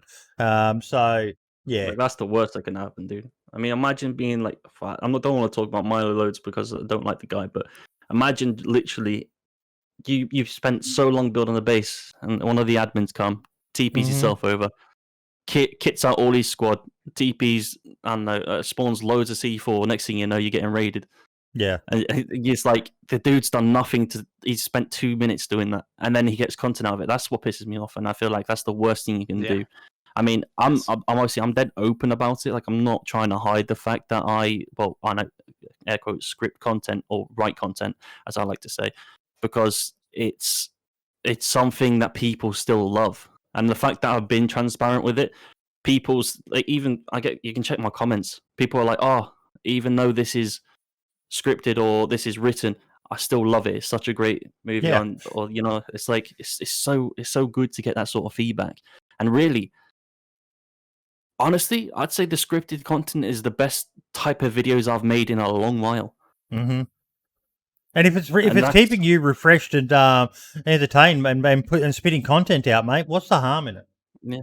And I'll tell you what, it's a lot hard, and I'm saying this now. Anyone who wants the future script, Marks, I don't know if you do or whatever, but if you do, right, you will understand it is a lot harder to write content and get scenes than it is getting organic interactions. Oh, yeah. 100%. It's so much harder. The amount of hours I spent, usually I'd play DayZ for about 7-8 hours a day, right? And then I'd get a little bit of content, I'd be sweet. That's organic. I swear to God, I have not slept since my last movie. Right, for a whole week, I must have got probably about 12-13 hours sleep. It is so hard because you got to rely on other people, not just yourself. You see, because obviously you have your actors and stuff, and then there's also getting the scenes correct so they don't look scripted and they still look organic and it's fluent and it's like like acting. So if it doesn't look right, you've got to do it again. If it doesn't look right again, you've got to do it. Like, the amount of takes I've done on some scenes is unbelievable. Yeah, it must be crazy, like, You're making a movie. It literally is like that. I don't know if anybody. I'll go off on a tiny tangent. Watch the making of The Mandalorian, and it's a lot of CGI, and they use a video game engine. I can't remember which one. I mean, that was what it made me think. I think it might be, and these gigantic screens behind the actors. So, tell me how far apart you are. How many levels removed you are from that? Not many. Honestly, not many. I mean, I'm talking to an editor now, right, who does CGI stuff. Because I want to do the next step up. I mean, obviously, right now I'm stepping up my game a little bit, but I want to be like the top. You know what I'm saying? So I'm literally going to start paying for CGI, and I'm gonna add it into like the DayZ. Like DayZ, like for example, if I shoot a helicopter out of the sky, I want that CGI'd hitting the ground and crashing, or like kicking up dirt. You know what I mean? Like something mad. Yeah, I want to start adding that type of stuff because I feel like that will level my stuff. I obviously have to put more money into my videos, but I feel like it will just completely blow my channel up. Yeah, if done right, it definitely will. Like I wouldn't even know where to start when it would come to a scripted film. I'd have no idea, you know. And Well, you have to get the people. I mean, it's very hard. You know, very, very hard. It's frustrating too. Oh my god, I swear. Sometimes, dude. Oh, it is frustrating. It would be like you were saying with Milo, and he spent like 2 minutes getting geared and everything for a base raid meta video. It took me. We done base raid videos. It took me 3 weeks to get everything. It does because we grinded it. Like it took us 3 weeks to get it all done before we can actually get all the stuff and you know. And the thing is, in that 3 weeks that it took you to get that, I'm spending probably the same amount of hours it would take you just to get the scene done for a raid. Perfectly. Because you never know, someone may say the wrong line, or someone dies quicker than they should, or someone, I know, we blow up the front door and then the person behind it dies when they're not meant to, or you know what I mean? Like I've had that so many times though, when you're like make little trailers or something and you explain everything beforehand and then you do it. It's like getting cinematics, dude. Something totally different. You know? When you get cinematics, how long does that take you, Max, just to get a few cinematics for your video? It depends on what I'm doing. Some I've done before, and it could take hours. With people. Hours, hours. Exactly. Now imagine that in a whole ass video, dude. Like a whole ass video. Yeah, it's mad. It's mad. There's not just scenes. It's scenes as well. You know, it's everything. For like 30 seconds of video, you're spending like an hour. Yeah, it's mad. One bit once, and that's basically how long it took. It's crazy, mate. It's honestly crazy. But I feel like, for example, everyone was talking about making the Rust jump. I made the Rust jump first. I want to continue to do shit first. I want to continue making content. Like, I want to continue scripting content so other YouTubers can come up and feel like they can script content and you know, be creative. You know, reach their creative level rather than rely on organic stuff to come that you may get a story, you may not. Or if they want to do a Rust jump, go to Rust. You know, do it. Just do it. Like, they shouldn't be afraid. They shouldn't. I know everyone talks about it and has conversations about it, but if you just do it, I mean, what's there to be afraid? Yes, okay, you get backlash sometimes. I understand that. I got that, but didn't stop me making the next one and still putting written in the fucking same video. But because like making the jump to Rust could be the greatest thing they ever do either, and sometimes people just don't do it. They're just afraid to do it, you know. Don't be afraid to try something. Mix it up, folks, and just do what makes you happy. And provided you're not hurting anyone else, as much as, you know, cheating on someone in a digital thing, it's still fucking someone over because they invest a lot of fucking. DayZ is a game where people invest a lot of time and effort into it, and fucking people over in game is just not acceptable. That said, Milo, if you're listening, buddy, it's time to fucking dust it off and get back to fucking making content, mate. You've got a lot of people who are waiting. Though, dude. I'm sorry, I disagree hardly with that. The dude, oh my god. I saw the podcast he did with you where he's meant to, you know, confess or whatever. You literally asked him like 5 times to say sorry, and he still said, at the end, he said, "Love me." He said 2 words. Give me 2 words. You owe everyone 2 words. Boydie was pushing for it. And I was like, "Go on, Boydie. You're gonna get it. In the end, Boydie, you're gonna get it, dude." The fucking dude turns around and says, "Love me." If this dude comes back to making content, it's probably gonna be with some shitty sponsored video. And honestly, fuck Milo. I know I'm a smaller channel. I know you probably crushed me by saying a few words on his stream or whatever. He can suck a dick. Simple as that. The guy ruined. Look, he's done it so many times, dude. It's not just once. Okay, I understand if it's once and you apologize, it's sweet. I'm all about second chances. Don't get me wrong. You know, I've fucked up in the past. I've said some things to people that I wish I could take back, and you know, they do give me a second chance. It's good, but sometimes they don't, and that's why I give second chances. That's why I understand that. Okay, you can fuck up once if you apologize. It's okay, right? Just don't do it again. Continue making your content. People love it. I'm not trying to stop people from getting content, but this dude's done it like 5, 6, 7, 8 times. Like God knows how many, right? And that's only what we know of. And he didn't even say sorry. He did not. He did when Boydie told him to say sorry, and that's what really frustrates me about the guy. And it's like, if he wants to come back, if he seriously wants to come back, he needs to be a saint. Yes, A complete and saint. that's what I mean. That's what I still stay in contact with him because I'm a bit more forgiving being an older person, and just knowing some of the shit I did when I was a young person, and it's an entirely different world these days with the internet and all the rest of it, and we all make mistakes. But he's got a lot of people who enjoyed his content, and that if he's going to come back, he needs to have completely changed, and he needs to be not just 100%. He needs to be fucking 1,000% transparent on how he's creating his content. I feel like if he does come back, he needs to make a video addressing everything, and he needs to apologize. I think I not being forced. I think I suggested that to him in the video with him. That he needs to, and he hasn't, and I'm a bit disappointed that he hasn't. But of course, he hasn't. Doesn't give a shit. He doesn't care. The dude takes a break for 5 months, come back with a sponsored video, and he cheated in it on a public server. Like that shows to me what type of guy that is. Like, yeah, I get it. YouTube's a job. Everyone's got to get money. Money's what we live on. I get it. Okay, everyone loves money. I love money. But at the end of the day, when you literally can't, like, how obvious do you have to be? Like, you sat there, you get a sponsored video, right? You completely cheat your way through it. You don't do any cuts. I probably saw about 5 cuts in his video. When I watched it, I was like, what is this shit? Like, this dude doesn't care. Like, I don't want to say doesn't care about his fans. He probably does, and he's probably thankful for the position he is. But he's I don't know. I just feel like lazy, sloppy at it.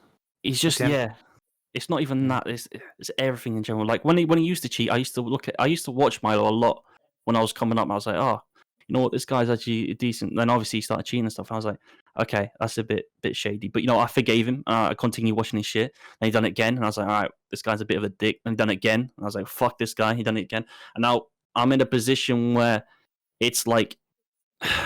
I spoke about it. I decided to mention him at him because I'm like, Jesus, this guy's getting away with it constantly. I was like, how? Because he doesn't talk about it. And then obviously you had him in your thing, Boydie. And I was like, all right, Boydie's going to pull it out of him. And you questioned him hard. So I loved the interview. But when it came to the actual important part, where literally he's meant to stand there and say, yes, look, I cheated. I fucked some people's day up. Maybe even fucked some people over. And at the end of the day, I'm really sorry for what I've done. In future, I will not be posting any more cheating content. If I do scripted content, it'll be in a private server, it'll be this, be that, and apologize. And then he'll be like, that's it, boom, done. Mm-hmm. But you forced him, dude. You asked him like 5-6 times for the words, and he's like, I love me? Like, love you? Fuck you. How about that? Like, the guy pissed me off, dude. Honestly, if he came back to YouTube, he makes a video. Then I'll forgive him. If he came back to YouTube, I'll literally at him and tell him to get the fuck off YouTube again, unless he makes a video. You're getting some fans in chat, mate.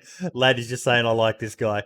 Well, it's the way it is. People asked me on my stream before. I said I never ever talk shit on another stream in my stream, but Milo, because that guy can. I know what, I'm not going to get too into it because I don't want to get you TOS or anything, but. I tell you what, there's some things I want to say about this guy. If I saw him in real life, I would love to headbutt the guy. That's going a bit too far. No, it's not. You got to think about how many hours people put into content for him to just spawn shit in on a public server and ruin people's day. Nah, it's not gone too far. Are the videos still there, or did he take them down? He took it down. He took it down very quickly. Right. Yeah, it was blatant cheating. It was blatant cheating. He's basically given himself God mode. You could see that his health was the main part that I remember was his health was freezing, but he wasn't taking any damage, and everyone was like, "What the fuck?" And then in the interview with me, he admitted to doing a lot of stuff. So yeah. Which, you know what, I respect him for taking a video down. But I think that was just because the backlash pressure. But I still respect the fact that he did it. You get what I mean? Now, I will ask you, mate, please don't threaten violence again, because that is definitely against terms of service on Twitch. Yeah, it's all good, dude. Don't worry. I said I would love to. Didn't say I was going to do it. Yeah. But okay. No, it's fine. Now, I'm only briefly going to mention this because we've got Ike D coming on again next week, and we started talking about this before. But Ike D has a... alphabet challenge that we're going to be talking about, and I'd love to get some interest from people because he loves to do these weird things. He did the Tolga Hill charity climb, but this one is about as a fresh spawn, you're only allowed to loot things that begin with the relevant letter. And then to progress to the next letter, you've either got to make the decision to skip that letter or actually get something from that letter. So, A, you could loot an apple, and then B, you could go to BK18, but you can't go back, and you can only go forward. I actually like the idea of it. I think it's something that would add a bit of like one that I think of straight away is the Running Man's quite famously done a challenge where he can only survive using stuff he loots off of infected. This, I think, adds a bit of next level challenge to it. I don't know what you're going to loot when you get to the letter X. Maybe he makes X a fucking a free loot. You get to loot whatever you want. But I think that could be something quite interesting for a lot of streamers out there to try and do. I don't know how you're going to survive off that. Yeah. How do you eat an apple and survive, dude? Like, you're going to eat an apple, then you have to go to B. No, you can eat as many apples as you wanted, I'm guessing. Is it? It's not just one. Yeah, like there's a lot of areas, and when we get him on, I'm going to be talking to him about it, and I'm keen to get as many people. Zombie Lee said there's a YouTube video on that somewhere. That sounds pretty cool. But yeah, he's even questioning like, how do I award a winner? The person who gets the most loot, or the person who does it the quickest, or whatever. But if you can skip letters, I personally think you need to make it that you can't skip a letter. That you've got to try to find something. And then I said, and then the other issue I've got is, G, does that mean you could loot a gun? Or do you go by the weapon? A could be AKM or there's a lot to work out, but I think he's onto something with this, something that could get the community a bit interested. A whole bunch of streamers doing the alphabet challenge. It'd be the fastest probably speed run, right? I mean, because you can't really count on loot, can you? Because you're not going to make a base with doing the alphabet challenge. Yeah, and I think it would need to be done only on official servers, because if you did it on one of those high mega loot servers, it'd probably be easy as fuck. Just go straight to a trader when you spawn in with your free 1 million fucking credits, rubles, whatever. Just buy everything. Yeah. Buy an apple, buy a BK. Imagine, there you go, 15 seconds done. Don't get wrong, I love modded servers, but some of them are really, really stupid. Yep. Zombie Lee's saying he'll have a go, so I think that could be a bit of a winner idea, Ike. So if you're listening, mate, we'll talk more about that next week. But I was riveted. The other thing, I want to give him a shout out as well. If you've ever watched Ike on Twitch, his name is the same, just Ike_D. Every stream title is an anagram of his name. So you could go, I kill everyone daily. Again, just something I thought was quite interesting. If Kyro, what would you kill yourself? Right? I don't know. What else could you come up with? Killing yobbos Kyro. Really obviously for your stream title names. Just marks would be make apples really. I don't know. But yeah. There we go. Ike, insufficient kills, expecting demotion. He's in chat.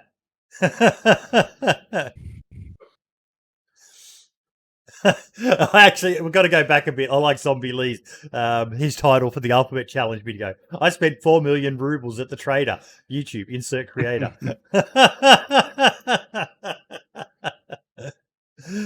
But yeah, Ike, I'm very excited for this, mate. And if anyone's got any ideas, hit Ike up. Because we were in his chat the other day, and yeah, I'm excited for it. I can't wait until he tweets it out, and we'll give it some promotion and get to see some really cool videos from people again. My favourite from the Tolga Hill charity climb was Uncooper's hill climb. That was fucking awesome. We'll be talking about Uncooper a bit more shortly. But yeah, I love things like that in the community. The more we can do to, just get people doing shit together and having fun and just maybe doing something different to what they normally do, the better it is. You know what I think would be a cool idea?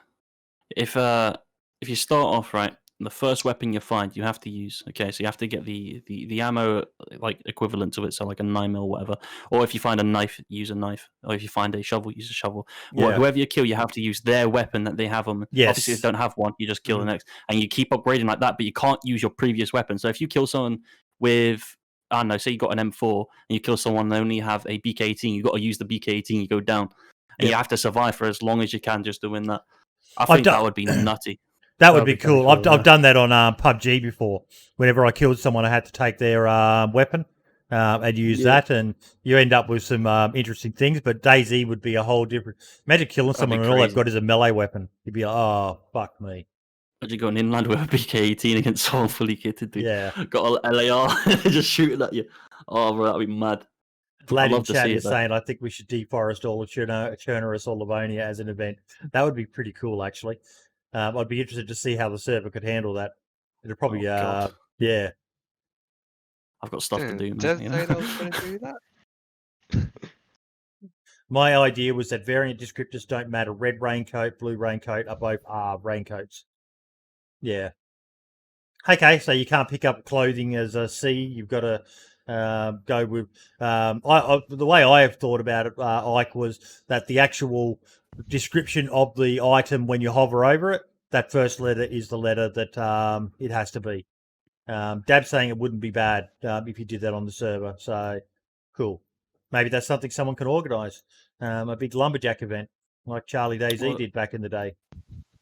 That is the thing. Have you talked about Dab's Creator Z server he's doing? I'm quite interested in it. We've been talking about that quite a lot. We're just waiting on go date, which is going to be sometime after about the 20th. I think they're looking at no earlier than the 20th, because we're waiting on the next update for Namal. So I'm excited for that. That's going to be a very, very interesting. And Stimpy's name is in that Discord, folks. So yeah, Stimpy's there. And he tweeted out, or he replied to a tweet the other day.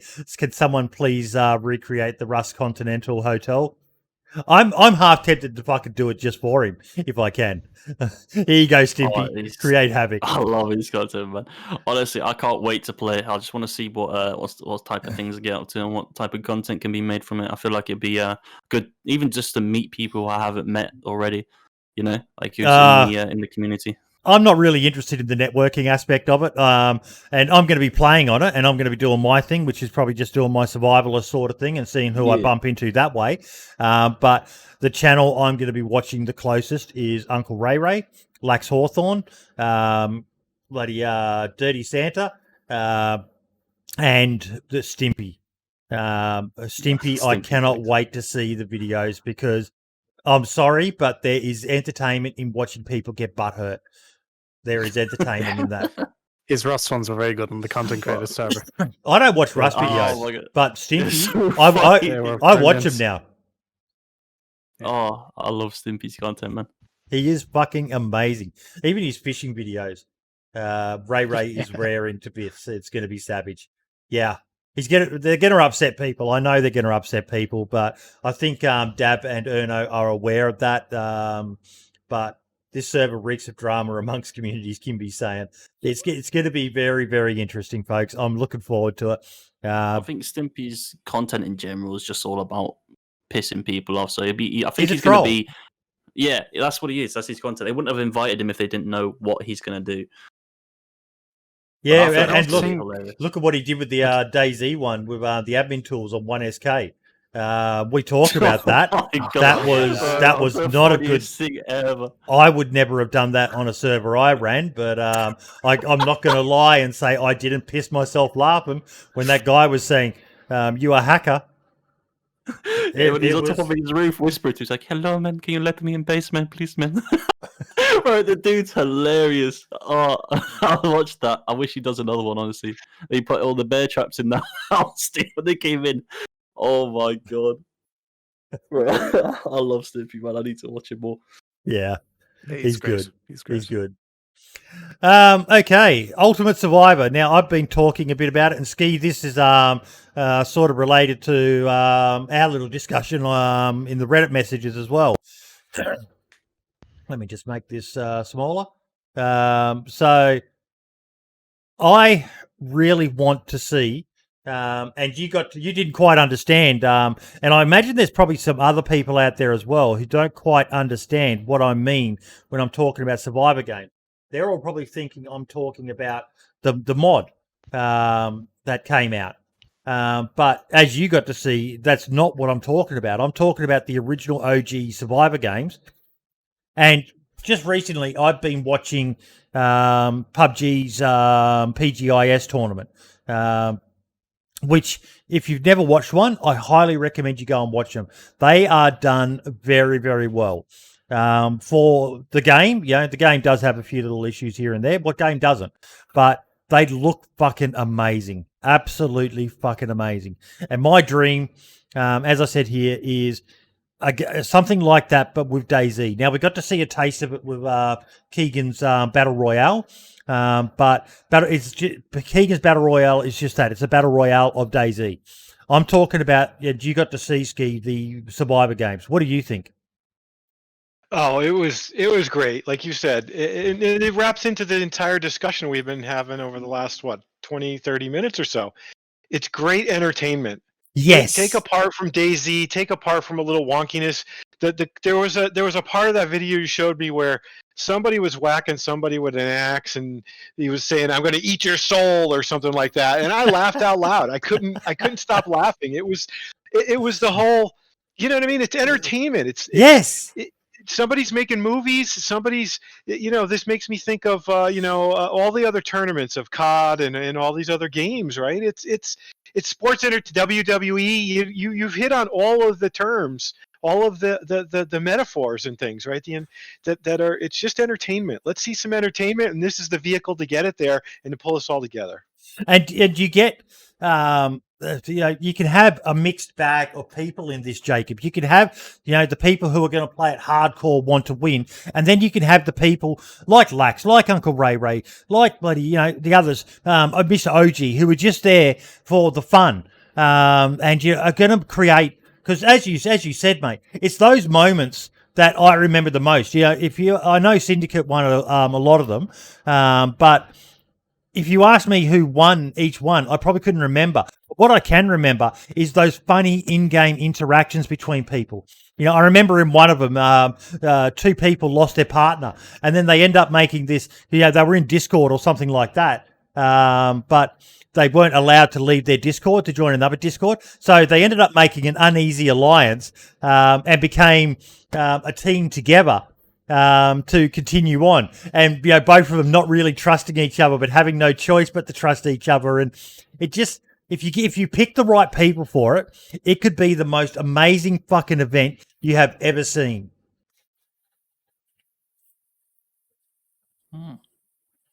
Jacob? Hi. Yeah, that is true, but yeah. You're not a fan? The only thing I gotta, no, it's right. Only thing I gotta say is, don't ask the devs for any help. Yeah.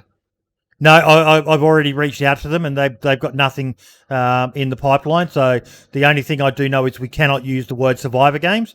My stupid name idea was Ultimate Survivor. So to still kind of link it with that Survivor brand. But yeah, it'd be something that would have to be done by the community.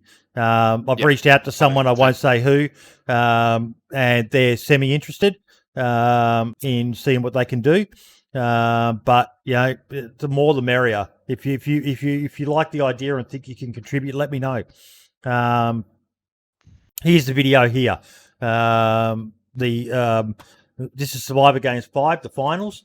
If you've never watched this, this is a 5-year-old video, if not more. Let's quickly click on the. Thank you for the introduction, and 6 years. 6 years ago, almost to the day, February 11, 2015 was when the video was uploaded. An epic battle to the death between 16 teams of 2. Now you bump that up and you put it on a map like I think Namolsk is almost perfectly made for it. That's not that nice. Honestly, I think Valnin's going to be perfectly made for that. Valnin would be very good as well. Such Yeah, a good map for it. I think that'd be perfect. Yeah, you look at the names they had in this. Wigaletti and Armedi, Silent Sentry, Anthony Kongpan, Sacriel and Break 71, Lyric and Short Guy, Deluxe 4 Sidearms for Reason, Gold Glove and Fairlight, Summit, Mr. Shades, Psy Syndicate and Cat, Mr. Blackout and Jam Jar, Mr. Moon and Blizz HD, which is Ciao, 2MC, Cortex, just so many, White Boy 7 Straight, so many amazing people, Shizzle, Thadrius, just... Yeah, if you could imagine replacing those names with people who are big in the community now, seeing Mr. Bloody Bedfruit and fucking Lax Hawthorne as a team, and then Uncle Ray Ray, and who would you stick with Uncle Ray Ray? It'd have to be someone who just couldn't stop laughing at him. Just names like that have an elimination leading up to it, so some smaller people can get the opportunity to play in it as well, and that's how they used to do it. They'd have an elimination where people played off against each other to get the chance to be the ones to join it and that. But I can't see it being anything but good for DayZ. Yeah, no, it could be fun. Could be fun. If it's done the right way, yeah, definitely. I mean, if it's random duos, and you just get. I hope I get someone good if I do. If I do participate, I hope someone who has got a head on the shoulders. Nothing. That's kind of what I lean towards is random duos, because maybe there'd be some prizes if we could get some sponsors. I don't know. That's I've never managed to get a proper sponsor yet, but. I think that part of the challenge would be in, people would it's entertainment and not knowing who you're going to get teamed up with, and having to work with someone. If you put someone like, say, Minder and Tope together, those guys are going to dominate. Smoke and fucking the Running Man together, they're going to dominate. But if you mix up the Running Man with Uncle Ray Ray, oh my God, the shenanigans that would happen from that. No, random would be, would definitely be fun. Fingers crossed. If Stimpy joins, I don't get with Stimpy. Just friendly. I'm friendly. Starts reloading in front of me. He says, "Don't worry." As soon as he says that, I'm shooting him in the face. I swear to God. Okay, so we've got a couple of topics we're talking about now. A bit of drama in the DayZ community. Barely a week goes by without some. And none of this was on Reddit, by the way, guys. It may have ended up on Reddit, but it's all started on Twitter. So we had Uncooper,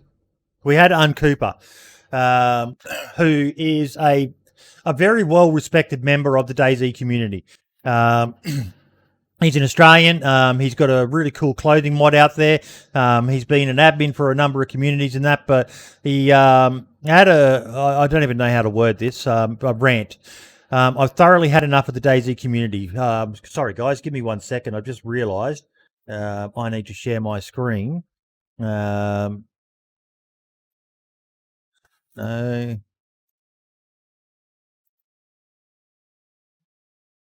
You guys should be able to see that now.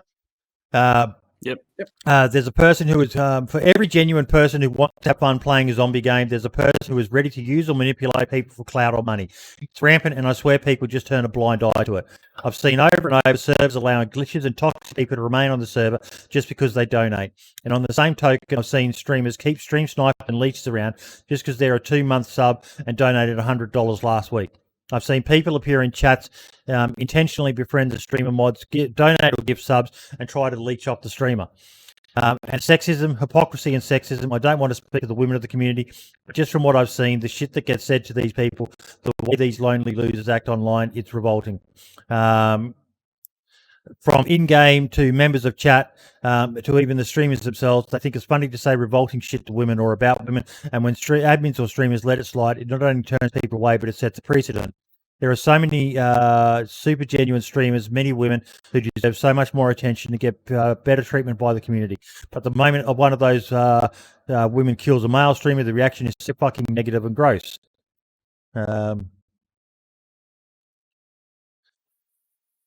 I've seen it over and over.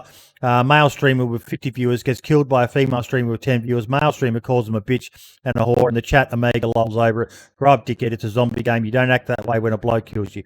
And I've seen people come around to support women too, but others don't celebrate the person receiving the support. They celebrate a man who just wanted to help the woman. It's fucking weird. And it's support small streamers until they get partner. It's I'm doing X on this day. Help me. It's join my stream team so that you auto host me. I've had enough. I used to play every night. I used to watch streams every night. Now I don't bother with either. I went to public service to avoid everyone. And other than hackers, I had 10 times of a better time. The DayZ community is definitely rotten. In other words, pain. And before anyone suggests I talk to these streams and these server owners, I've had these chats with people. I pointed out to streamers when their chat was gross or when I see a racist gets banned for no shit 3 hours. It's a systematic problem. It was pretty full on. Mm. I agree Okay. I agree in part, but I don't agree in total. I mean, for him to say the community in general's a bit. No, I don't think that. I don't think he meant in general. I think he meant just the certain people. But the whole woman situation. I mean, there's always going to be people who, you know, look at female gamers like they're not equivalent. They're just dickheads. Don't Yes. like a female could easily slap just as good as I know me for like when I stream and I kill people, they can do just as good as me, if not better. I mean, it's just because they're female doesn't make them, you know, automatically bad or, you know, you shouldn't be. I don't know. I feel like it's just a lot of mind my French, like virgin gamers out there. You know, just that's just the way they act, and I feel like, yeah, it sucks, and we can speak up as much as we want, but it's not going to change their mindset. You know what I'm saying? So it's going to be the same issues, same problems. But the best thing to do is just to avoid, block that negativity out, and just continue doing what you're doing. Honestly, if you're a streamer as a female, do that. If you're a streamer as a male, do that. But as for the male to call a girl a bitch, I feel like he needs to set a better example for his followers. He shouldn't be talking about other people, even in general. I'd personally like to know who it was myself, because that is someone that I would name and shame on the show. If people are doing that, that's not fucking on. Call someone a fuckhead or a cock or fucking whatever, but don't deride them based on some fucking demographic that they may or may not belong to. That said, I think the comment about the DayZ community is rotten. No. The DayZ community is just a community like so many other communities out there. All communities have bad aspects to it, but the DayZ community is not fucking rotten, and that's what I took the most umbrage at. What I personally think it is he's reaching a point where he's not happy with DayZ, and that happens to all of us. And all of these issues that he's seeing are adding to his anger at the game. And that's not having a go or anything, but DayZ is not... it's fair to call me a bitch. It was a frustrated generalization, Zombie Lee is saying in chat. So... yeah, no, I agree. It definitely is. Sorry? I'm just saying, it's like I played Rust recently, right? I tell you what, some of the people on there really piss me off. Like I could just be like so angry sometimes. I mean, to the point where I want to destroy my whole setup, and I could just hop on Twitter and put a massive post. And I think that's what he's done. I feel like he didn't. Obviously, he was angry at the moment he done that. Like me and Rav was situation. I called Rav the P word, and I was like, you know what, I shouldn't have said that. I did apologize to everyone and say you shouldn't see this on your timeline because I was in anger. I know what it's like, and I feel like he's done the same thing there, and without really thinking about it. I mean, yeah, a lot of it I agree with, but the community thing, yeah, he's probably. I don't think he meant it in like as a whole. I feel like he meant certain parts of the community, which he should have said.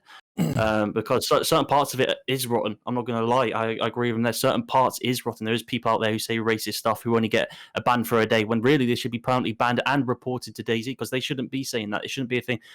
I've played with people before who I've met who said racist stuff in my call, and I'm like, why the heck? Like, you think that's acceptable? Just like, and I kick off at them, and they're like, wait, what? And like I'm in the wrong. I'm like, no, you know what I mean? So I understand that is a big issue.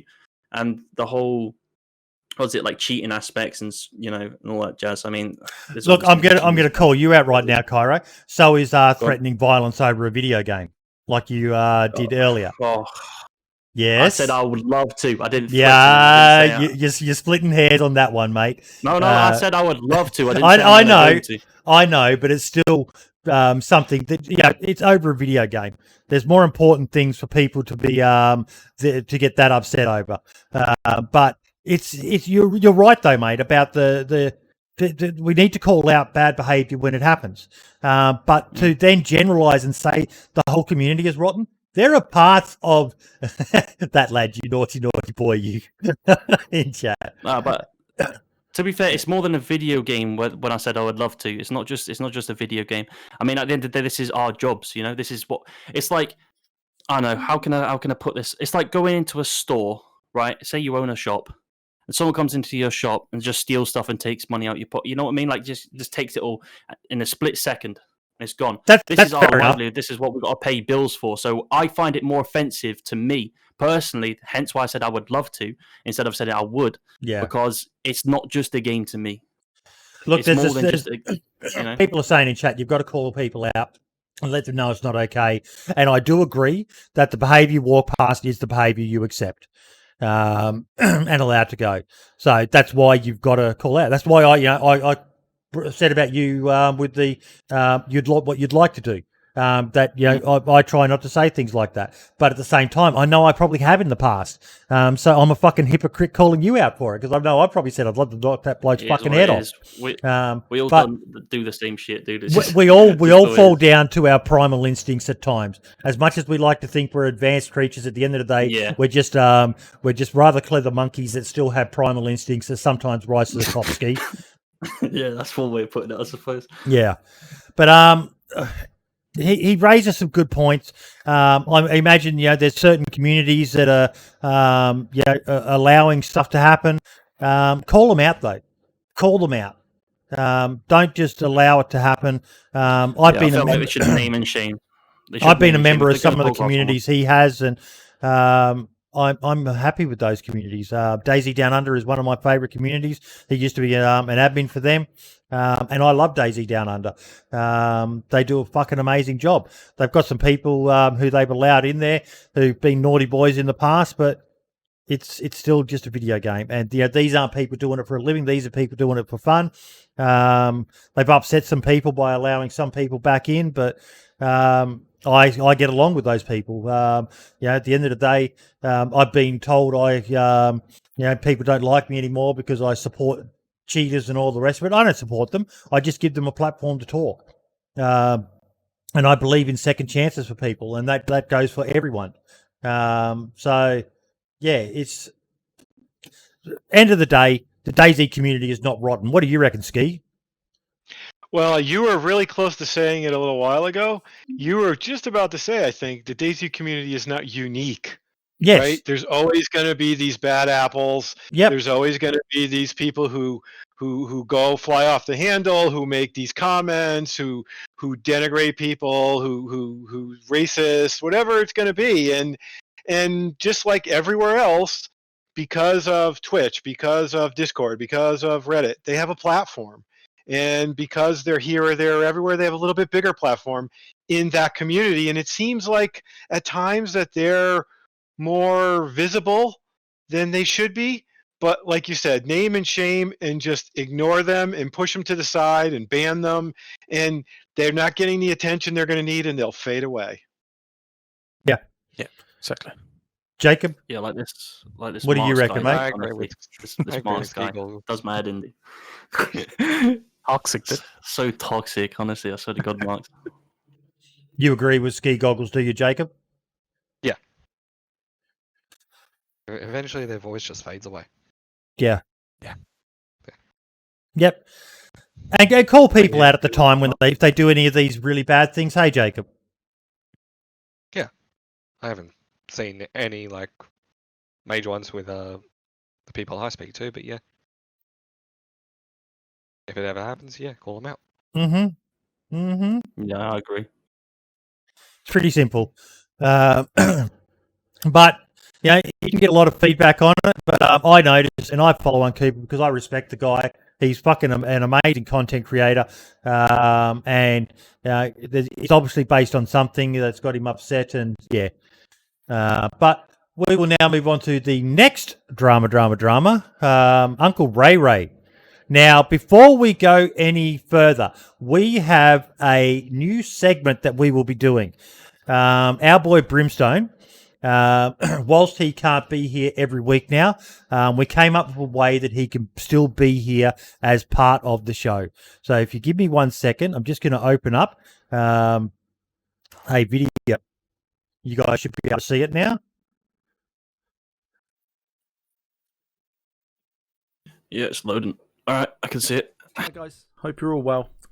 So this week, since I can't be on the podcast, made this little video here just to put my 2 cents in on 1 or 2 of the things from the agenda this week. So I've chosen this week for the 2 tweets. They are numbers 4 and 5 on the agenda. That's Uncooper's tweet and also Uncle Ray Ray's tweet. So they're very similar in the basic idea. But I'll go for Uncooper's first because I think there's a little bit more to unpack. So Uncooper's first tweet basically says, "I've thoroughly had enough of the DayZ community. For every genuine person who wants to have fun playing zombie game, there is a person who is ready to use or manipulate people for clout or money. It's rampant, and I swear people just turn a blind eye to it. I've seen over and over servers allowing glitchers and toxic people to remain on the server just because they donate. And on the same token, I've seen streamers keep stream snipers and leeches around just because they're a 2-month sub and donated $100 last week." And he goes into other bits as well, talking about sexism and hypocrisy and various other subjects in regards to, to the DayZ community in general. I wanted to unpack that one first because there's parts of it I do agree and parts I don't agree with. And the parts I don't agree with kind of fold into what Uncle Ray Ray said in his tweet as well, which we'll get to. But as far as Uncooper's concerned with the parts of his tweet, I do agree. If you're a server owner and you are allowing people who are glitching, breaking some rules, just generally being dicks and being toxic, you're allowing them to stay on your servers because they donate to your server, or they in some way give some sort of funding or some sort of positive influence on your server, then you're doing it wrong, in my opinion. You're that's going to drive away your player base. You will have new players come to your server, bump into these other toxic players, and then those nice players that just joined will then leave because they don't want to deal with that toxic shit. So all you're going to get is 1 or 2, maybe 3 idiots that are maybe paying you a little bit of your server rent-in fees every month, playing on your server, and you're never going to grow your server above that. Now, I understand there are obviously people who do it not because they want a server that's, a full 100 pop server every single day. Some people do it just for the fun of doing it regardless. But if you are a server owner and you're trying to grow your server and you're trying to grow a community on that server, letting these people stay isn't going to work. And the same goes for streamers to a degree. Having stream snipers around. Okay, I'm just going to pause it before he talks about the stream sniping thing. I agree with him actually. We didn't really kind of delve into the bad people in server communities, but when there are people who are very divisive in a community, allowing them back in, it is a risk, isn't it, guys? Yeah. No, I agree. Yeah. So he's definitely. Sorry. We had it recently, like we were making videos and we were on a server, and because these clan were donating to the server, they had the admins in their pocket pretty much. So they never got in trouble, or if they needed anything, they got stuff straight away. And we were given out to for stuff that, isn't a bannable offense or anything like that, just because, these guys are donating, I'm guessing, a bit of money or whatever towards their server. And they knew the admins, and so they kind of had a bit more privilege over everyone else. And they ended up, like, they were constantly toxic and chatting all this stuff as well. And at the end of it, you're just kind of like, what's the point of playing on the server? See, it's not. I think there's potentially a series there for you, mate. Look at how popular Anarchy's videos are exposing cheaters and all the rest of it that he does on his service. People fucking love them. I personally, I don't like them. I don't think you should give attention to them. A lot of the people who are those little cheaters and all the rest of it, if they're that way inclined to spend money to buy cheats for a game, then they're going to love the attention, be it good, bad, or otherwise. But if you were to do like hit pieces on servers, obviously you need to make sure you've got all the proof you need in that. But I think people, it's a common thing you see. I'll use Reddit as an example here, Jacob. When people talk about, I've just been on this server, everyone wants to know, well, who was it? What was the fucking server? Don't give us a generalization. Tell us the actual server so we can, they cannot defend themselves or other people can confirm what you're saying is true. I'd like to know what servers are reputable and what servers aren't. What do you reckon, Jacob? That becomes a bit hard because then you have all these false accusations just being thrown around as well. But I would much prefer, myself personally, a direct accusation against me rather than an insinuation. I'd rather have the chance to be able to defend myself or have people go, oh, yeah, they were talking about Boydie in that video. I reckon that's talking about Boydie. Well, on Reddit, if there's hard proof, the post will get approved. Yep. If there's not, it gets removed. And that's the key point. Hard proof. If it's just generalizations, if it's just something like that, just shut the fuck up until you get some actual proof. Otherwise, Marks, I would love to see stuff like that, mate. I would love to know who are the rotten eggs in the community. We get a lot of stuff insinuated to us, a few messages here and there. And, we talked a while back about these pay-to-win servers and all the rest of it. Well, give us some hard proof and we'll expose it on the fucking podcast. We'll show it. I don't care. Like, I made videos on them. It was base rate videos we done. And people in the comments were like, I didn't give out any server information or anything. I just didn't mention it because I didn't want the backlash. People knew straight away what servers they were. And people were like, why did you not name Shane? I was just like, I don't want the drama, I suppose. And I have a feeling something like that could get very toxic and very out of hand if it wasn't, something like... Go ahead. No, I was just thinking, we get about a good one or two of those a month.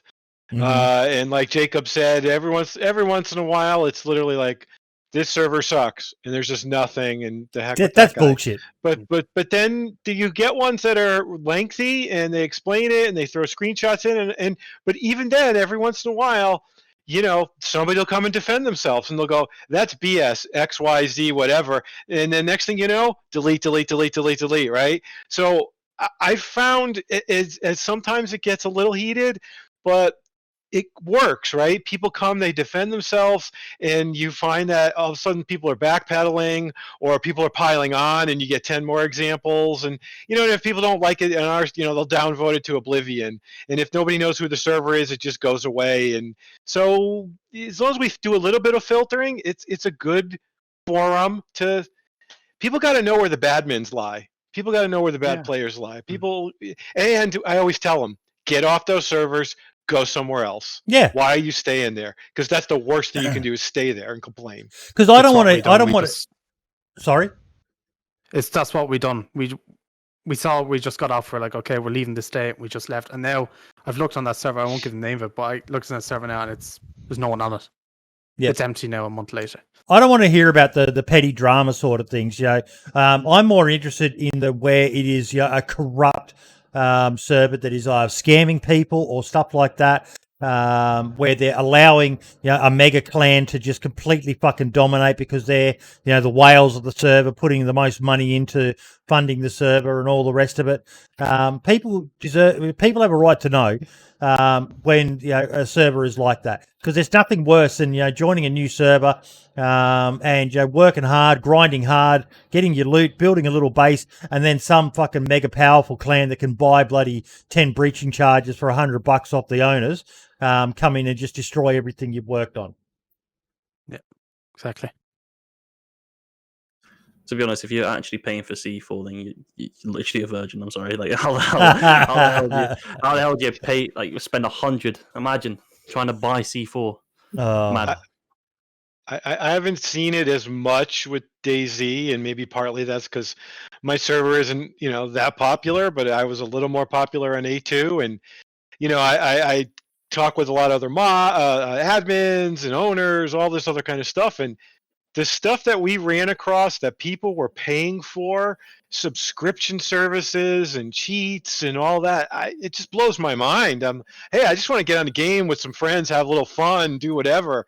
Like, I can't even imagine what drives people to get to that point that they want to do all that, pay for it, and ruin it. I'd rather have the randomness of spawning in fresh and figuring out what the heck I can do for the next hour. It's much more fun. Exactly. Oh, yeah, 100%. Okay, so we'll continue on because he's now talking about streamers.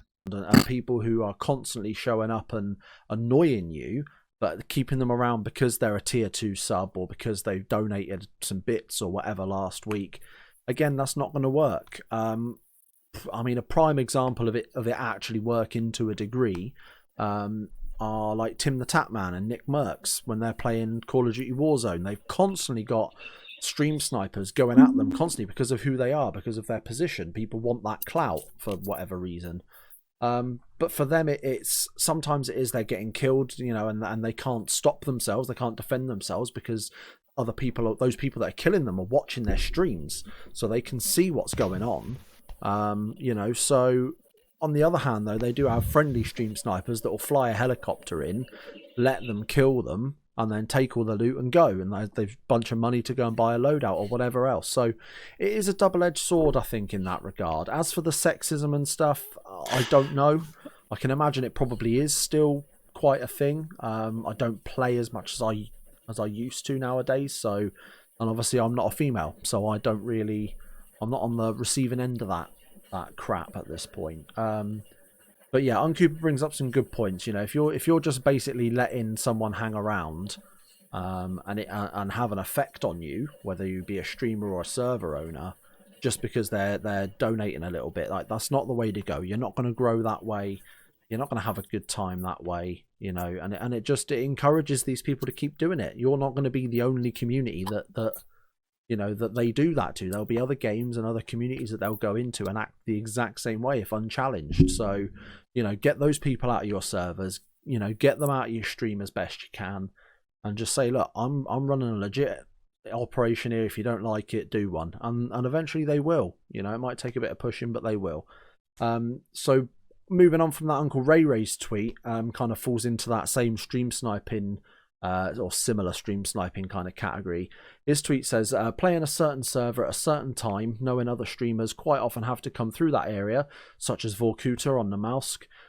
Is this just another form of stream sniping, using other people's platforms to help grow your own? Just curious as to thoughts. So yeah, I'll cover this Okay, I'm kind of disappointed that you didn't say mummy and normal then, but we'll continue on. A little bit. I think it depends on the map as well, but like he does make a point. He does say then later on in when replying to other people, heard the same person probably 5 or 6 different streams of more influential streamers now. So you do get it. You're going to get those, especially with Uncle Ray being that he's such a popular figure in the community. And there's a lot of buzz around him with his partnership and his stream team and things. Obviously, he's going to be a victim of that sort of thing quite often. And he draws attention to himself with his personality, and that's not his fault or a bad thing. But that's gonna happen as well. Like you said though, Vorkuta on the Mausk, with the Mausk itself, is a tiny map. Even if it wasn't a tiny map, you've still got because of the type of economy, the loot economy, and with the weather and everything, and the changes that came with 110. You've got to stop in Vorkuta, no matter who you are or what you're doing. You have to stop every 5-10 minutes. You have to go house to house on a lot of servers, unless you've got a server that's specifically got it set up so that it's easy and you spawn with 6 cans of food and 10 drinks and enough guns and ammo to take on an army, you've got no choice but to stop in Vorkuta. So you're going to run into these people. You're going to run into streamers. You're going to run into stream snipers. You're going to run into other people just, you know, through the fact that you're playing on a popular 40-player server. And everyone starts in and around or around the outside of that town. So the only place to go is to just keep going into that town. You know, it's not like with Chernarus where you can run down the coast for 10 minutes to a different town.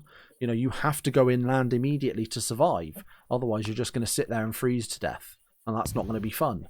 So I think it's inevitable. It's inevitable that we're going to see stream snipers. We're going to see, you know, bumping into multiple people, hearing multiple people on other streams and stuff when you go into it. Because if I'm a player and I'm playing on, say, one of the day one servers on the mouse, I've still got to stop every 5-10 minutes, have a fire. I've got to spend a good hour at least in Vorkuta looting up because there's going to have been other people there, so the loot's not going to be as plentiful because other people are going to have picked it up. I may have to make some friends and say, oh, have you got any spare food, or kill people and take their food, however I decide to play it. But if I'm playing on that server and I've got all day to myself, I'm going to be sat there playing for 10, 12 hours. I'm going to bump into a lot of people during that time. And I have no control over whether 6 of those 10 people are streamers or not. So I can't control that. The streamer can't control that. No one can be, apart from just logging off after a couple of hours, but why should I log off? It's that kind of mentality that I don't quite agree with. It's inevitable because of the size of the map. On Chernarus it's different. Because obviously you can spawn as far down as Kamenka and as far north as Svetlo, and you've got basically the entire, you know, coastal side of the map. You can spawn anywhere. It's huge. On the mouse, that's not the case. You have to stop. You have to make fire. You have to eat. You have to interact to survive on the mouse. So it's going to happen. If you're having a long play session, it's going to happen. There's nothing you can do about that, unfortunately. So. Yeah, it's a bit of 6 of one, half dozen the other. But the one thing I wanted to take away from both Uncooper's tweet, Uncle Ray Ray's tweets, and a lot of people's tweets and the replies to these tweets, and I've seen other people make these similar tweets and these, or certainly, you know, comment on other people's videos and things like that with this sort of same idea. There's a part of me that can't help but think, but why do you give a shit? Like if we take Uncle Ray Ray's tweets just at face value, where he replied to Zombie Lee there saying, heard the same person on probably 5 to 6 different streams of more influential streamers now. So that tells me that in that situation, Uncle Ray Ray's offline and he's just watching. He's watching a few different streamers that he enjoys, happy days, carry on. And he's hearing the same person on each of those streams. The problem is chances are each of those 6 streamers or 5-6 streamers that he's watching are probably all within the space of a couple of hours in that top half of the map of Namaus, which is quite small, probably in Vorkuta, maybe down as far as the dam. He's going to hear that because everyone's going to be bumping into everyone in a small area like that. There's no avoiding that. And seeing a lot of these similar tweets and conversations going on, I've seen them in people's discords.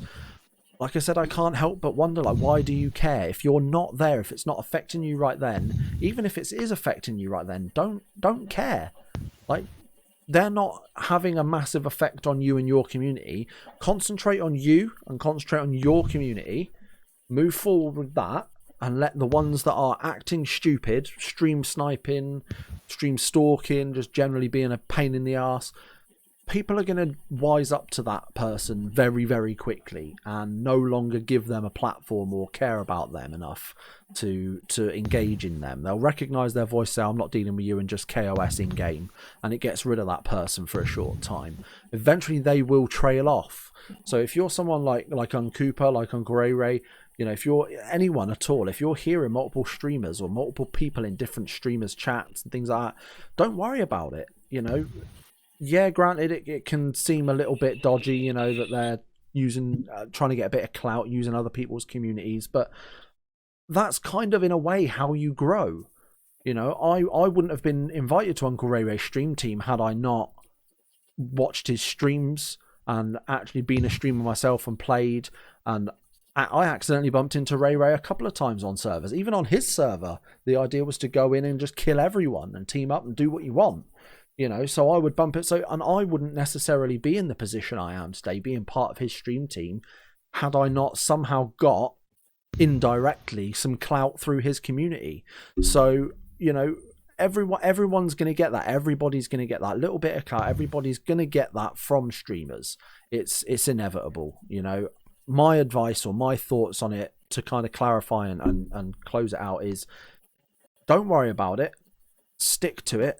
Stick to what you're doing. Let everybody else do what they're doing, and just do it that way, and just grow yourself organically the way you do, the way that works for you.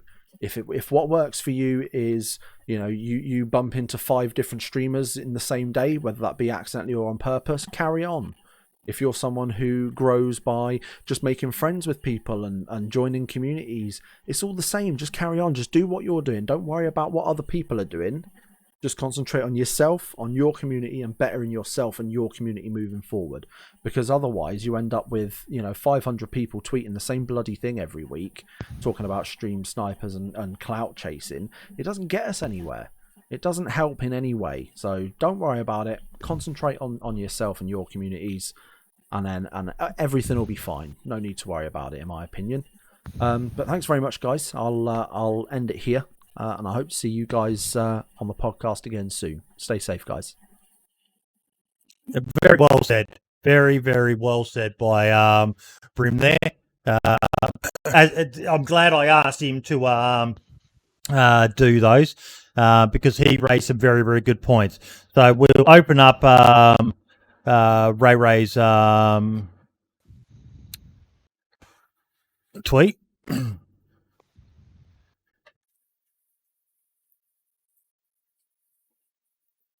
He had a lot more action on his tweet. But yeah, I used to play grumpy old games all the time until certain streamers played it. I kept dying on the coast this morning. This said streamer, I must have seen them 3 times on the coast, got accused of sniping. It goes both ways, doesn't it, there, Jacob?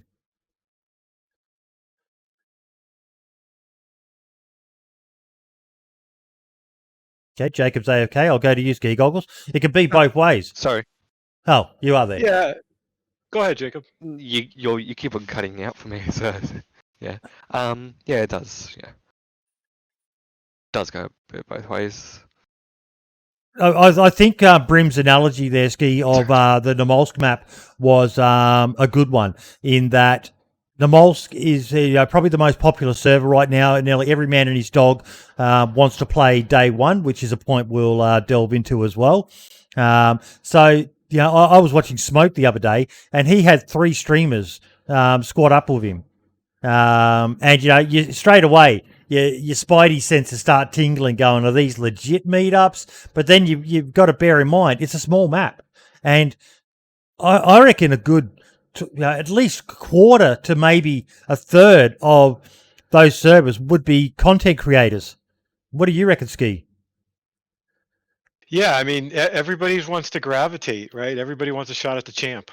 Although I do disagree. You can get through the map without going through Vorkuta. Yes, I do that. I do that myself for that reason. I don't like going into Vorkuta. Yeah, no, it's kind of it's like You're the on the valley. phone if you don't go through Vorkuta. It's the valley of death up there. I mean, let's be honest. Scurry down the coast and get to the south. But yeah, everybody wants a shot, and I don't know. All the whole time he's been talking, I've been trying to think of an analogy of where you have someone, I'll say, sort of a professional, and where you have someone, right? They're never that public. They're in a public place where anybody else can have access to them, good or bad, right? I'm trying to think of another entertainment venue or sport, or we did all the other things you talked about in this entertainment world. You're always usually walled off. Yeah. And I can't think of another good analogy of where you're not walled off. And there's not a good way to. There's not a good comparison to make. You're putting yourself out there, and if you're going to put yourself out there, for better or for worse, it's going to happen. So don't, to his point, don't give them the time of day, and don't give people attention that you don't want to give attention, because that doesn't help. I have no doubt, Kyro, that there are people doing it for the reasons that Uncle Ray is alluding to in here. That there are, I call them the thirsty boys and girls, the ones who, there's a lot of people who might not be doing it deliberately, but they're only playing day one for the chance to maybe bump into a Smoke or the Running Man or someone like that. Yeah, it happens all the time, dude. I've dabbled in day one, but I kind of avoid it for that reason. I don't want anyone to think I'm a thirsty boy or girl playing on one of those servers, Kyro. It's just, it happens on any server. It's not just the mouse. Like, I could play Chernara sometimes, right? And I'll be drinking at summer camp on a well, for example, near Novi. And I'll have a guy walk up to me and just put his hand up saying hi, right? And it's the same guy who obviously he didn't change his name, and he's in my stream. And it's like, but really? Like, in one of my videos, I say, right, this is how we deal with stream snipers. It's a friendly one, but I feel like even if you're friendly and you still want to come up, if you're trying to get organic reactions, you shouldn't be still stream sniping, even if friendly or not. But obviously, as a streamer, it comes with it. But I end up putting him in a room, unpinning a grenade and dropping it in front of him, and then close the room. That's just the way it is. You have fun with it. And you just, I mean, if you show too much attention to them, they're just going to keep doing it. And I think eventually, if you stop and if you say they do it, you shoot them, move on, don't talk about it. They've got nothing, like nothing's driving them to come to you on a daily basis anymore. But I mean, for the for the clout situation, like if you're doing it for clout or whatever, just do what Marks did. PayPal me $100, right? I'll shout you out. I'm joking. Nah. Honestly, just don't acknowledge it. Don't acknowledge it. But yeah, Marks, it is an interesting issue because you get the ones who are just the friendly ones, but when you're talking more about content creators, like Ray says, bump into that person, try and be as funny and entertaining as possible, suck up viewers and hosts, rinse and repeat. Yes, mummy. I've got no doubt there are people out there doing it, but am I sure of it? No. I feel that way, but that could be for a multitude of reasons. We're very, as I said, we're at times we're just primal, very smart monkeys, but our thought processes are fed by a lot of different inputs, and it might just be you don't like a person, they don't like their style, so automatically you start to think negatively of them, and then you start to assume, and they always say never assume because they'll only make an ass out of you or me, but you start to assume, this person's fucking stream sniping. What do you reckon, Marks? Yeah, I've had it multiple times where just even friendly stream snipers just come up, and it kind of ruins the experience because instantly it's not organic when a person walks up to you dead silent standing right behind you, out of nowhere, and they've no clothes on or anything like that. It's like, okay, you're clearly a stream sniper. I usually kill them or just run away from them because it's just it denies me more than anything happens. I've had it quite a bit. But just we're getting a bit off topic here. We're talking more about content creators who are stream stalking. I call them stream stalkers. The stream stalkers or sniper, the content creator ones. It probably happens. Definitely happens. Well, it does. It does. It does happen. If people do that, I think it's cheap and it's very it's a shitty way to grow. It's not the right way to grow. Your channel, if that's what you're trying to do, which I'm assuming you are, if you're stream sniping them while streaming or whatever. Just do your own thing. Don't be annoying these other streams, because then if they stream snipe you and they find out they're just going to have a negative thought, they might block you or whatever, or they'll never work with you again, or that type of way. Like it's not a good way to network. Like if like say for example, right, I had an incident before with a small YouTuber who came to me during a stream, and then he was an alright guy, Obviously, I later found out that he actually first stream sniped me later into our relationship as friends. I got on with him great, but it just ruins it. It ruins it all because I'm like, so you're like, when you think you're friends with someone, it's very hard to get out your head when they're saying, all right, they stream snipe you just because the fact they have a channel or they have a stream they're trying to grow and use your name for or whatever. It's the same way when people ask for shoutouts. Yeah, exactly. And it's like I didn't get here by leeching off anyone, you know what I mean? Like I grew my audience, I got my own fan base, I've done this, I've done that. Yes, I've collabed with people, but I've never asked directly, yo, shout me out, do this, do that. If you're gonna do something, I feel like, a prime example would probably be the whole what's Frankie's friend called? Sada. Like, all he gets is, where's Frankie? Where's this? Where's that? And then on his channel, his comments, where's Frankie? Where's this? You don't want to be that guy. No offense to Sada. Sada makes great content, and I feel like he should have more views than he gets. Yes, he does. But the reason why his views are down is because of the whole Frankie situation being sort of a sidekick. And, Sada's a great guy, and he makes banging content. I've watched some of his videos. He makes banging content, but all anyone is interested in is the person he plays with. And if you're trying to grow that way, it's not a good way to do it, because you could end up like that. No. Couldn't agree more. It's that way where like you might get some followers and stuff, but you won't get any viewers from it. That way, like, you'll have the followers but no viewers. Yeah. Look, and part of it comes down to, and I'm not saying this to disrespect anyone, Jacob, but part of the reason why I have avoided day one is for that reason. I don't want people to think I'm just playing day one because every man and his dog is doing it. I'd rather do my own thing on servers that I enjoy playing. And that's to say, I've enjoyed day one. I have played on it. And I love what they've done with it. This back to that old feeling of DayZ. But, people are going to be aware of what they do and how they act. And, if they're seen to be constantly bumping into the light of a Smoke and the Running Man and a Taupe and all the rest of it, then people are going to start to think, are they doing this deliberately? They need to realise there's more than just one server to play on. So they've got to take some responsibility for their own image, Jacob. Yeah. Well, I like playing on day one.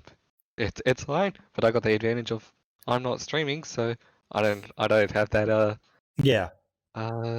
look about it. But yeah, touching on what was said earlier, when you're stream sniping to get a friendly reaction, you're not going to get popular like that.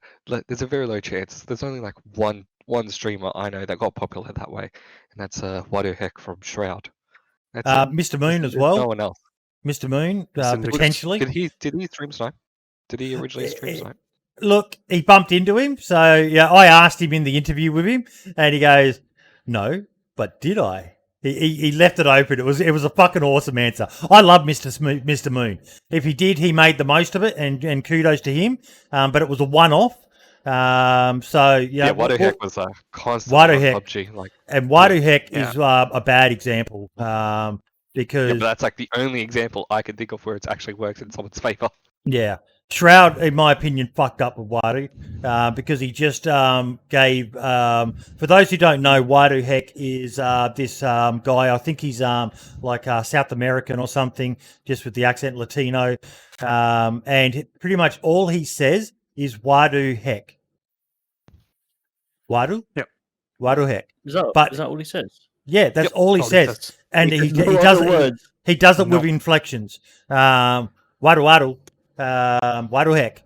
And Wadu when he's sad and things like that. And, sometimes Shroud would kill him. Sometimes he could run with Shroud. And then it ended up that Shroud would start actually streaming with him. They would partner up together and they would play games together. And all I could think of was that is such a bad example because... Oh, yeah, legit, he's made absolute bank too. He was having streams with thousands of people watching him. I think he did talk in his streams, but when he was stream sniping Shroud, all he said was Wadu. And he always wore the same outfit so that Shroud could recognize him. And he just did it that well, this character, that Shroud started to love him. And the audience started loving him. And, yeah, I don't know where Wadu Heck is now, Jacob. Is he still big? I have no idea. All I know is that he was big at the time, and that's the only person I know that. I've never heard of him, so I doubt he's any big now. I think I saw a tweet for him. Yeah, sorry, go ahead, buddy. No, you go ahead. You saw a tweet. I think I saw a tweet. I don't know if it was a Shroud retweet or something from Wadu saying that it was only a couple of weeks ago that he's actually going to be talking now and stuff, and he's I think giving up the Wadu Heck thing to do his streams like where he'll just talk normally and be himself. Yep. Okay.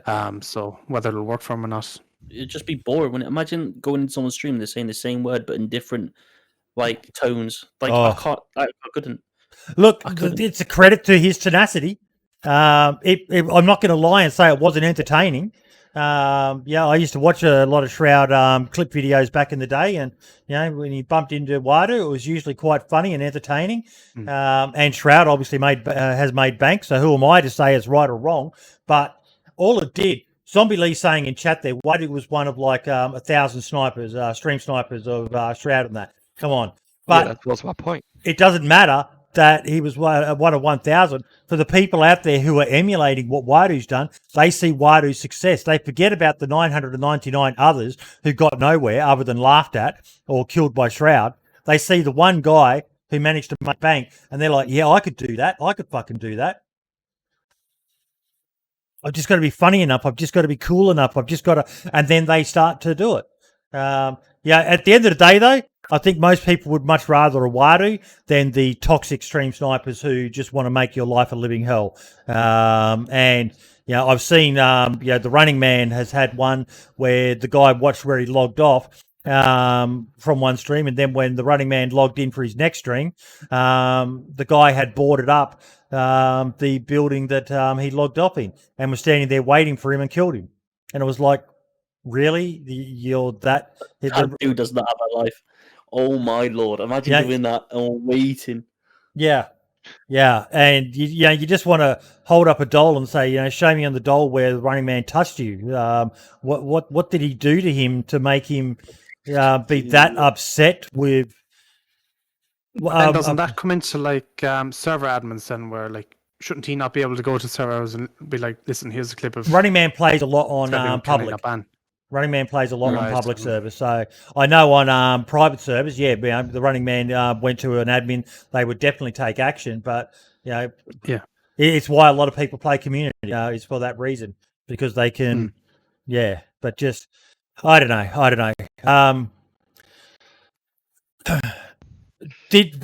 End of the day, it kind of comes back to what Brim was talking about, though, Ski, but did it need to be said?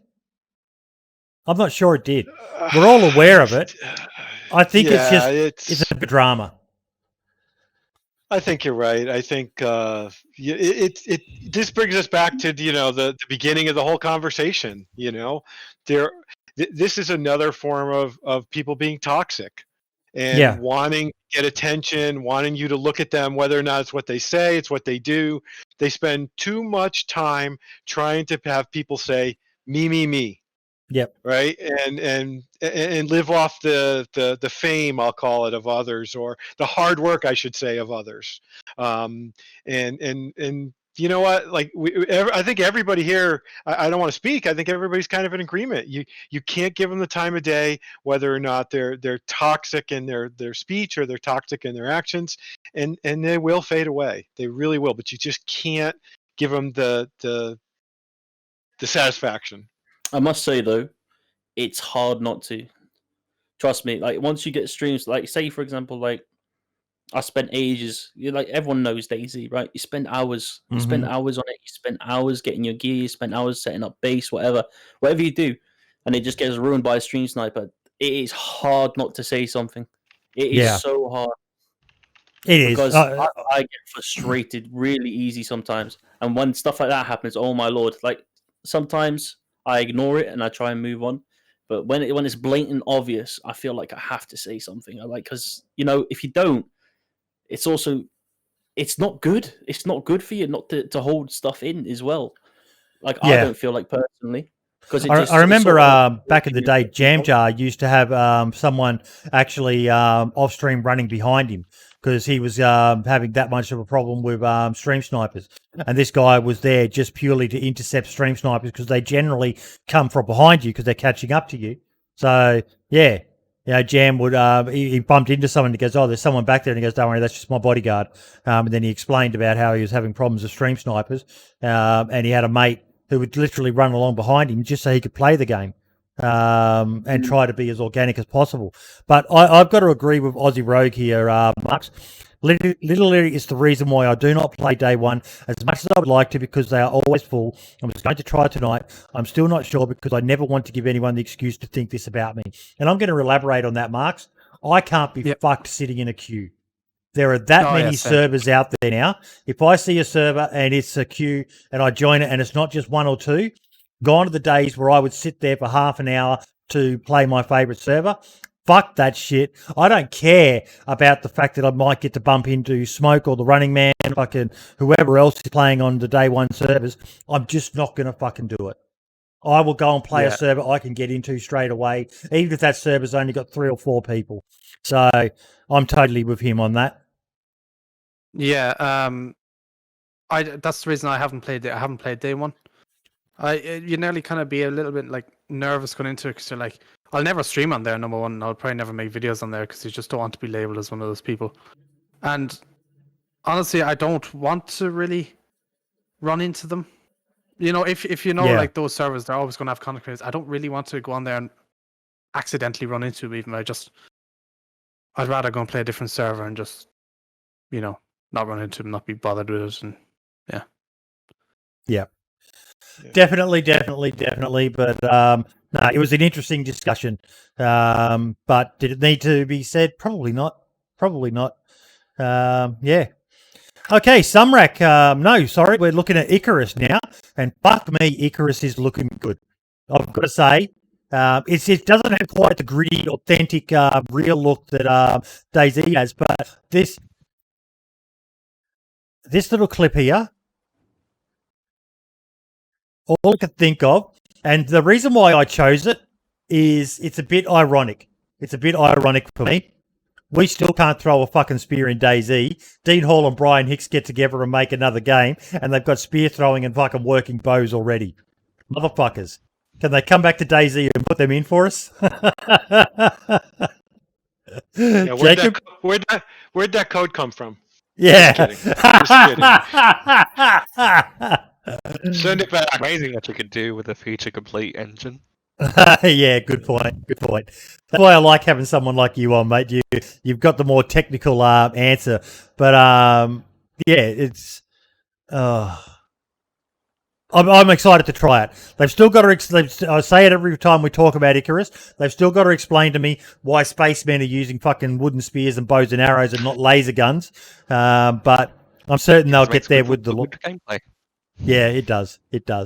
But no. Said, am I the only one not really hyped for it?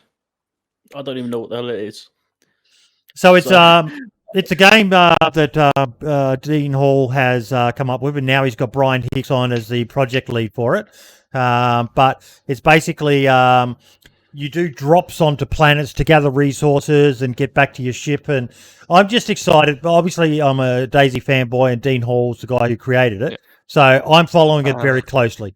But it's a time survival game. Yep. Basically, try and survive by the end and get to your thing before you die. So there's like an objective or a storyline, or is it just? There's an objective. Yeah. Okay. That's just what I can gather. Yeah. So it's something different, and I'm excited. Base to stay there because you need to take time. So it takes time. I don't know how long they're wanting the base sessions to last. I don't know anything, but I'm assuming it just takes time to live. So you got to build a base. You got to stay. You got to make camp. But your end objective is to go back to space. I just want to know how strong this guy is to be able to throw a spear on that flat of a curve. Fuck me. It's space, low gravity. But yeah, I'm following it closely. I'm excited to see what happens with it, and yeah, we shall see. Now, Sumrak shared a tweet. Which one was this again? We had a lot this week, so I'm having trouble remembering everything. Oh yes. Oh, this was fucking awesome. Check out this amazing DayZ themed short film. Includes lots of beautiful shots of Chechnya with many DayZ like real life places. Definitely recommend watching for any DayZ fan out there. Now, if you haven't watched this, make sure that the audio is muted. Really good. It is. Don't play it on the stream. Just give it to everyone so they can get the views. Yeah, I'm just showing the start of it. That's how I do all of these things, mate. I only show a few seconds of and I show the main. I'm not going to show what happens at the beginning. It is phenomenally filmed, lots of drone shots and just little things like a hunting stand and that's exactly like ones in DayZ. But onto a little jet going out. If you have not seen it, highly recommend it. There's very little dialogue, all done to music, just brilliantly fucking done. The only issue I am going to say is they got the law wrong. I'm sorry, were you speaking in code or? No. I wasn't the only one hearing that. Oh, Yeah, when you put up the video, when you put up those videos, your voice completely cracks up. Oh, okay. I think it's only because you're sharing your screen on Discord. Yeah, probably. So, I was saying they got the law wrong. That infected don't turn you infected when they bite you. The law of DayZ is that all of the survivors are immune to the virus, as I understand it. Correct me if I'm wrong, but that's what I remember. You can get ill. The actual stream as well. You can get ill of zombies, can't you? When they hit you. But you can get ill like cholera or something like that, or salmonella, I think it is actually. But the Namalsk lore actually says that there are people who are immune, and I only know that because Asmondian has been asking me to review his lore documents he's been posting, and I just read it last night, so it's in the Namalsk lore. Yeah. Oh yeah. You're immune from being a bloodsucker or something like that as well. It's really well done. Bloodsuckers. An amazing video, completely different to the stuff Mr. Utah's doing. This one relies very heavily on music to emphasize the emotion, which I like. I thought that worked brilliantly for it. So definitely go check it out. I'll try to remember to put a link to this at the end of the podcast as well, for those who haven't watched it and are watching the podcast, which I doubt there'll be anyone not watching the watching the podcast who hasn't seen that video. But yeah, absolutely fucking amazing, and it's great to see. I think I put a tweet out. We're very blessed at the moment between Mr. Utah's stuff and then stuff like that. Amazing, absolutely amazing. We've done Brimstone's thoughts. Sorry, what was that? Yes, mate. Can you stop streaming your screen? Stop sharing your screen to us on the Discord, because I think that's what's causing it. Okay. Yeah, because apparently it's also happening on the Twitch stream. They said it was when I put the video up, so I just won't put any more videos up. I'm still hearing it a bit now as well. You guys in Discord? Not as bad, but it still comes in a bit, every once in a while. Okay. Maybe. Just stop sharing your screen and then, because we could just watch the stream to see what you're sharing anyway. Yep. It's only like a 5 second delay. It just makes it awkward for Marks, because Marks is using that for your stream as well, aren't you, Marks? I can show your stream. That's fine. Yep. Okay. So. Okay. How's my audio now? Yep. Perfect. Yeah. Good. Better. There we go. Much better.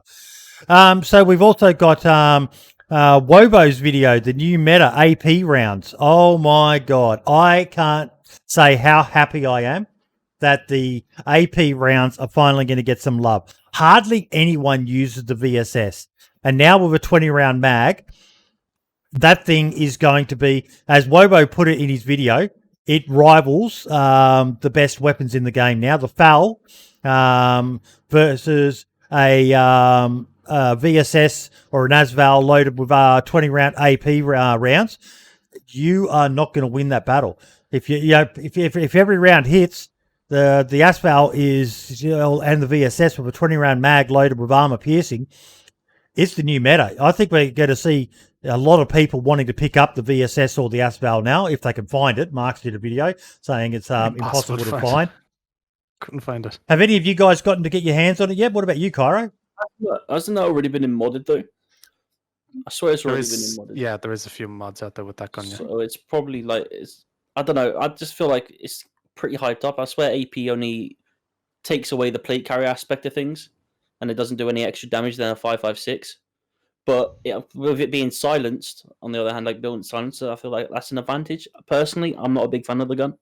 I feel like, you guys will know what I mean. You play DayZ, so when you hold a gun, you feel a certain way when you're playing with it. Am I right? Like the shape of it and how you play. With that, it's just too clunky. I think is probably the correct. Is that? Yeah, that's. I personally love it. I love the fact that the rounds take so long. There's a certain, there's a certain fun. Like it's my favorite weapon in PUBG as well as the VSS. I just love fucking with people because it's so quiet and just watching the rounds just pepper all around them and they've got no idea where they're coming from. And I'm excited for it in DayZ now. Ski, what's your thoughts on the gun and the 20 round mag? Yeah, I mean, for better for worse, and everybody wants to play like they want to play. The weaponry needed to go up a little bit of a notch. People need something else to aspire to, just a little bit harder to find and a little bit more power. Maybe not nearly like the Gauss rifle and the Malsk, but they just needed something. And like you said, it'll throw a wrench into other people's plans about how they normally wander and how they do things, because now there's something else out there. There's your damage ratio, Kyro. So jack in a backpack and vest. And most people now will run with a either a press vest or a plate carrier, especially on servers where they've modded it so you can have the plate carrier and the Smersh vest. And I think it's going to be a big meta on a lot of the high loot servers where everyone runs around with no stamina, wearing the massive plate carriers and that. You're going to be mad if you're not carrying a VSS or an Asphalt with a 20 round mag for close range encounters.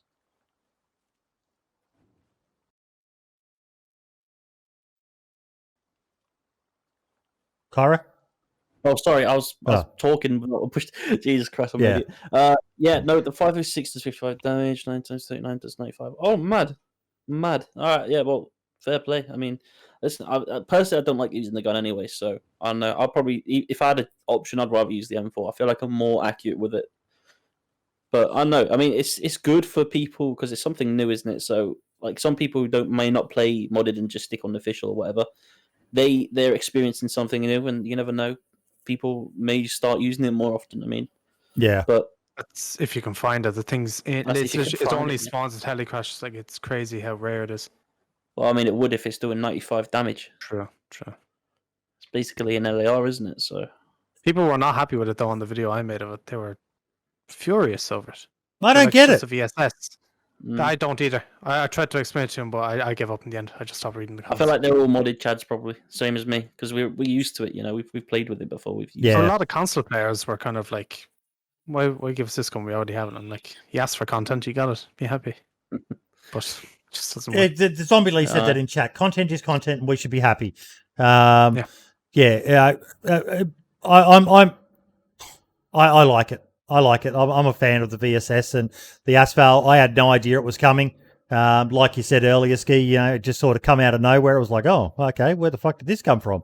But I can't wait to see people using it. And there's going to be a lot of butthurt people when they get absolutely shredded by someone with a 20 round mag at close range going, I had full fucking armor. How did he do that? It's the new meta, folks. Get used to it. Be very, very wary of it. Okay, so we have got now Sumrak teasing us all. Found a little something from Bubston Records in Namal's data. What does it mean? Name, location, A3. What's an OGG file, guys? Audio. Sound. Okay. Just another sound, so. Yep. I mean, there's A1 and A2 on the malls, so I guess there's going to be an extension of the lore, right? Because the lore up until 20, for what 10 years of lore only took us to A1 and A2. So I guess what is it? The NAC is back, and what is it? Whatever corporation, I can't think of what they're called. Night Stalker Corporation, is that what they are? No. I'm sorry, I can't keep up on the lore. He's going to add something, and between you and I hope it's on the Eastern Island. Needs a little love over there. I have been to that island, I think, once in all my hours. There's just no real reason to go there. What's the Eastern Island?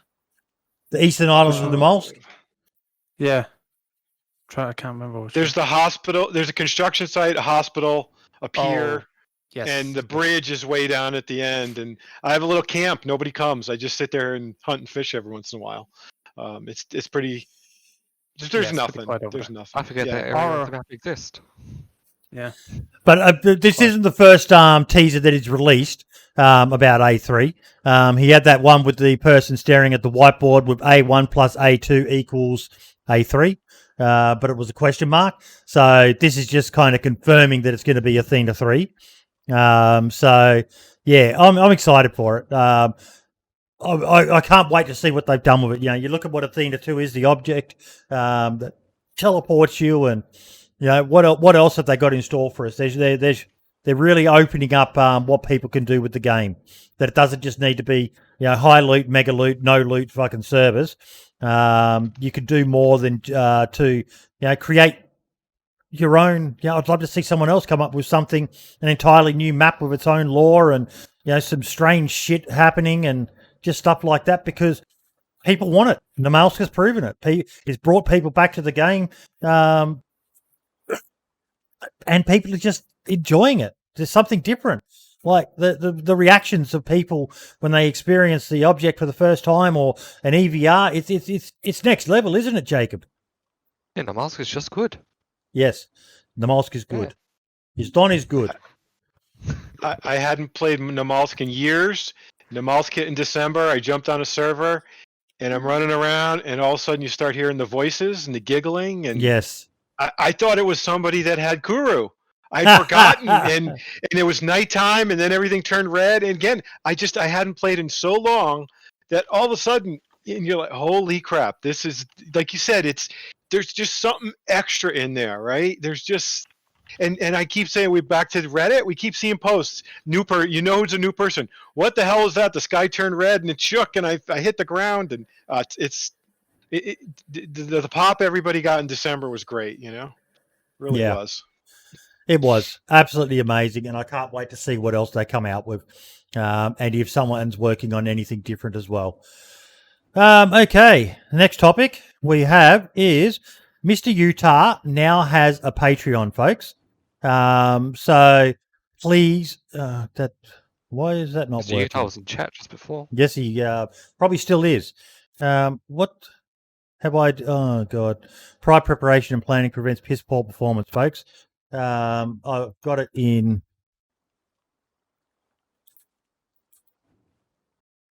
my chat. We will find it first. There we go. So please look at joining. It's your way of helping support these videos that he's doing.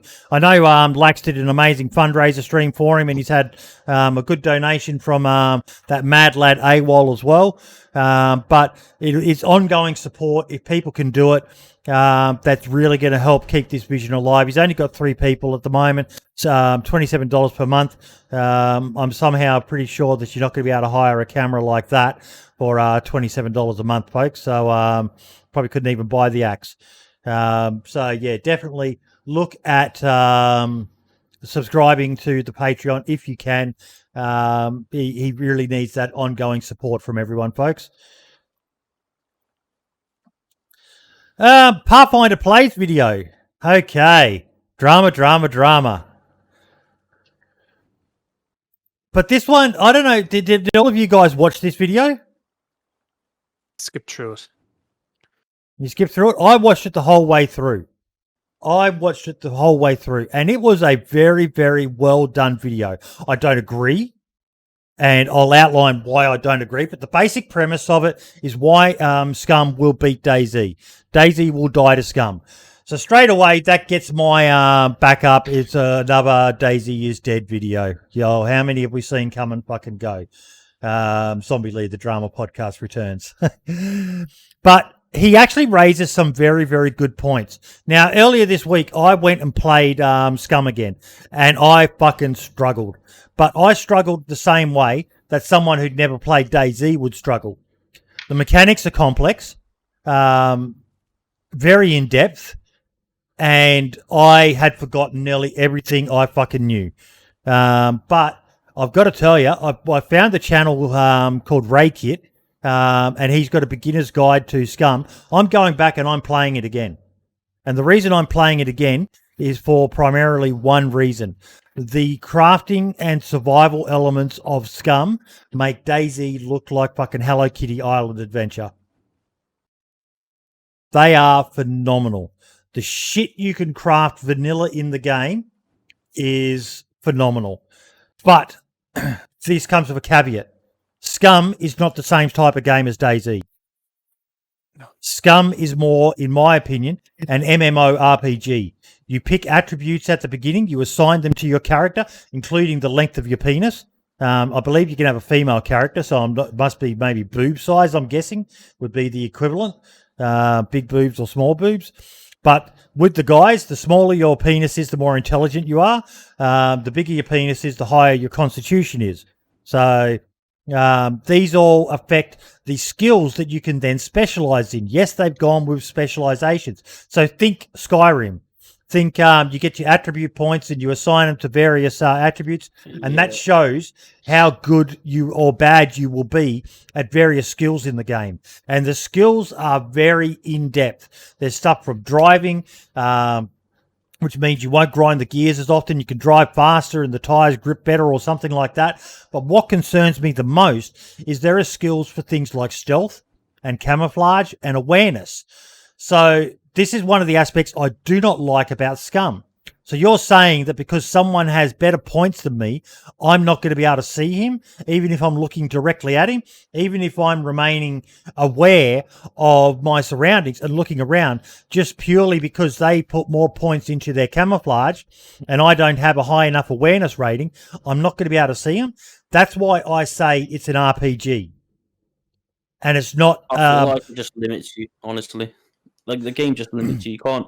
Like, the reason why it won't die to Scum is the simple fact DayZ is DayZ. You could do whatever the hell you want. You could be whoever you want. Your story is yours. With this, you're limiting yourself straight off the bat. Like, due to your penis size gives you certain, advantages. I guess it's stupid. It's like it limits you. It's pulling you back from what you can actually do. If you're gonna do a survival game, make it survival. Make it like you're in control. But really, it shows you're playing a game. Yeah, no, I don't agree with that title. Honestly, really don't. No, it's kind of annoying as well when you need a medical degree to learn how to keep your character. From getting sick. You have to be a doctor. It is absolutely insane that. Let me see if I can bring it up. Scum HUD.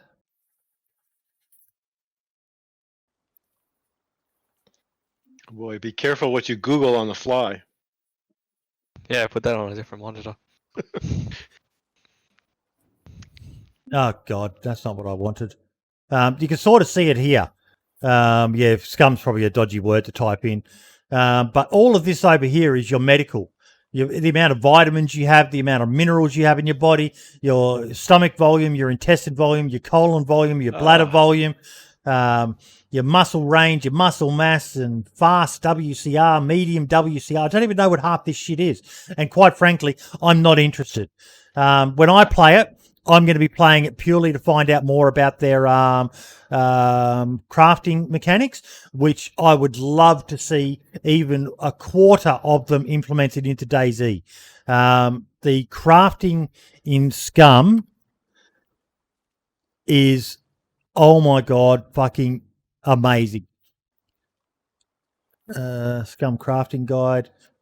It's got this amazing mechanic where, Kyro, you could be making a base and you could go out and you could get a whole pile of planks and nails and all the rest of it and just have them all laying on the ground around you. So it will let you automatically just put that stuff into the thing. I don't like the fact that there's no actual animation of building the item, but it detects in the vicinity, because you know how you're sometimes standing there and you've got nails on the ground below you and you're trying to build a wall and it won't let you because the nails aren't in there. Its mechanic actually detects that there are nails within that vicinity of you and allows you to build it based on that, either being in your inventory or on the ground around you. It's so fucking smart. The other big plus that I have for Scum is almost everything in the environment is interactable. Be it every tree, can be chopped down and turned into, every bush can be chopped down. Certain trees, you can harvest them for things like olives. There's corn, there's sunflower seeds. There's just so fucking well done with what they've done. And please, all I'm encouraging people is to basically look at it as something different. If it's not your bag, it's not your bag. But back to the video title, DayZ is not going to die to Scum. DayZ will die to DayZ eventually. It'll just become, everyone will have moved on to something else. But I love Pathfinder. We've had him on the show before. He's someone I call a friend. But I do hate the constant array of... it's almost like a badge of honor for someone to be the final nail in the coffin of DayZ. Well, why do people search for that, Mark? Why do you think there's such an obsession with that? With DayZ, what was it again? Sorry, I didn't hear. Why are people so obsessed with a game becoming the DayZ killer? Oh, that I don't know. I can't figure it out. Because DayZ's on top, dude, that's why. What's that? Sorry, it seemed DayZ's on top. Like how right? There's the amount of games that I've seen come out saying, "Oh, this is the next thing that better than DayZ." This and it's constant. It is constant, and then it's like it gets to a point where it's not. It's not like it comes out. There's hype around it. People play it like Scum when it first came out. It was massive hype, even with the DayZ community, massive hype, right? And then after a couple of weeks, everyone went back to DayZ. And first, I mean, it's a bold title. Don't get me wrong, bold title to say that it's clickbait. Scum, but clickbait. It's clickbait. Click Daddy put it in chat. 110%. Wasn't even when Dead Matter wasn't even out yet, and people were saying, "Oh, this game's going to kill DayZ." Was it Dead Matter? I think it was the one that flopped. Whatever. I backed Dead Matter twice by accident, but I'm excited for Dead Matter, and I still am. I haven't played it, and I'm not gonna fucking play it because one early access game of being a diehard fanboy for DayZ is enough for me. Scum, I'm interested in, and Scum, I want to learn more about their mechanics in it because I think a lot of that stuff, if done right, could come across to DayZ quite well. You can craft your own storage and all the rest of it. Not just one item. DayZ has one craftable storage item, a crate. Scum has dozens of them, boxes and lockers and all sorts of stuff. It's fucking awesome. But I totally agree that it's a clickbait title.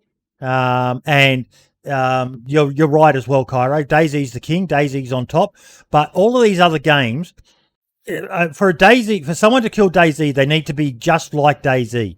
All these other games, Dead Matter included, are variants of the survival genre. Dead Matter had AI in it, AI clans that you could interact with. I'm excited to see more about that. Will I enjoy it? Probably not. I prefer player interactions, but I was very interested in seeing where they went with it because DayZ is only has roughly an average of 30 to 40,000 people playing it every day. There's a lot more people who enjoy this genre, and maybe they're not playing it because they don't like what DayZ is. That's their right.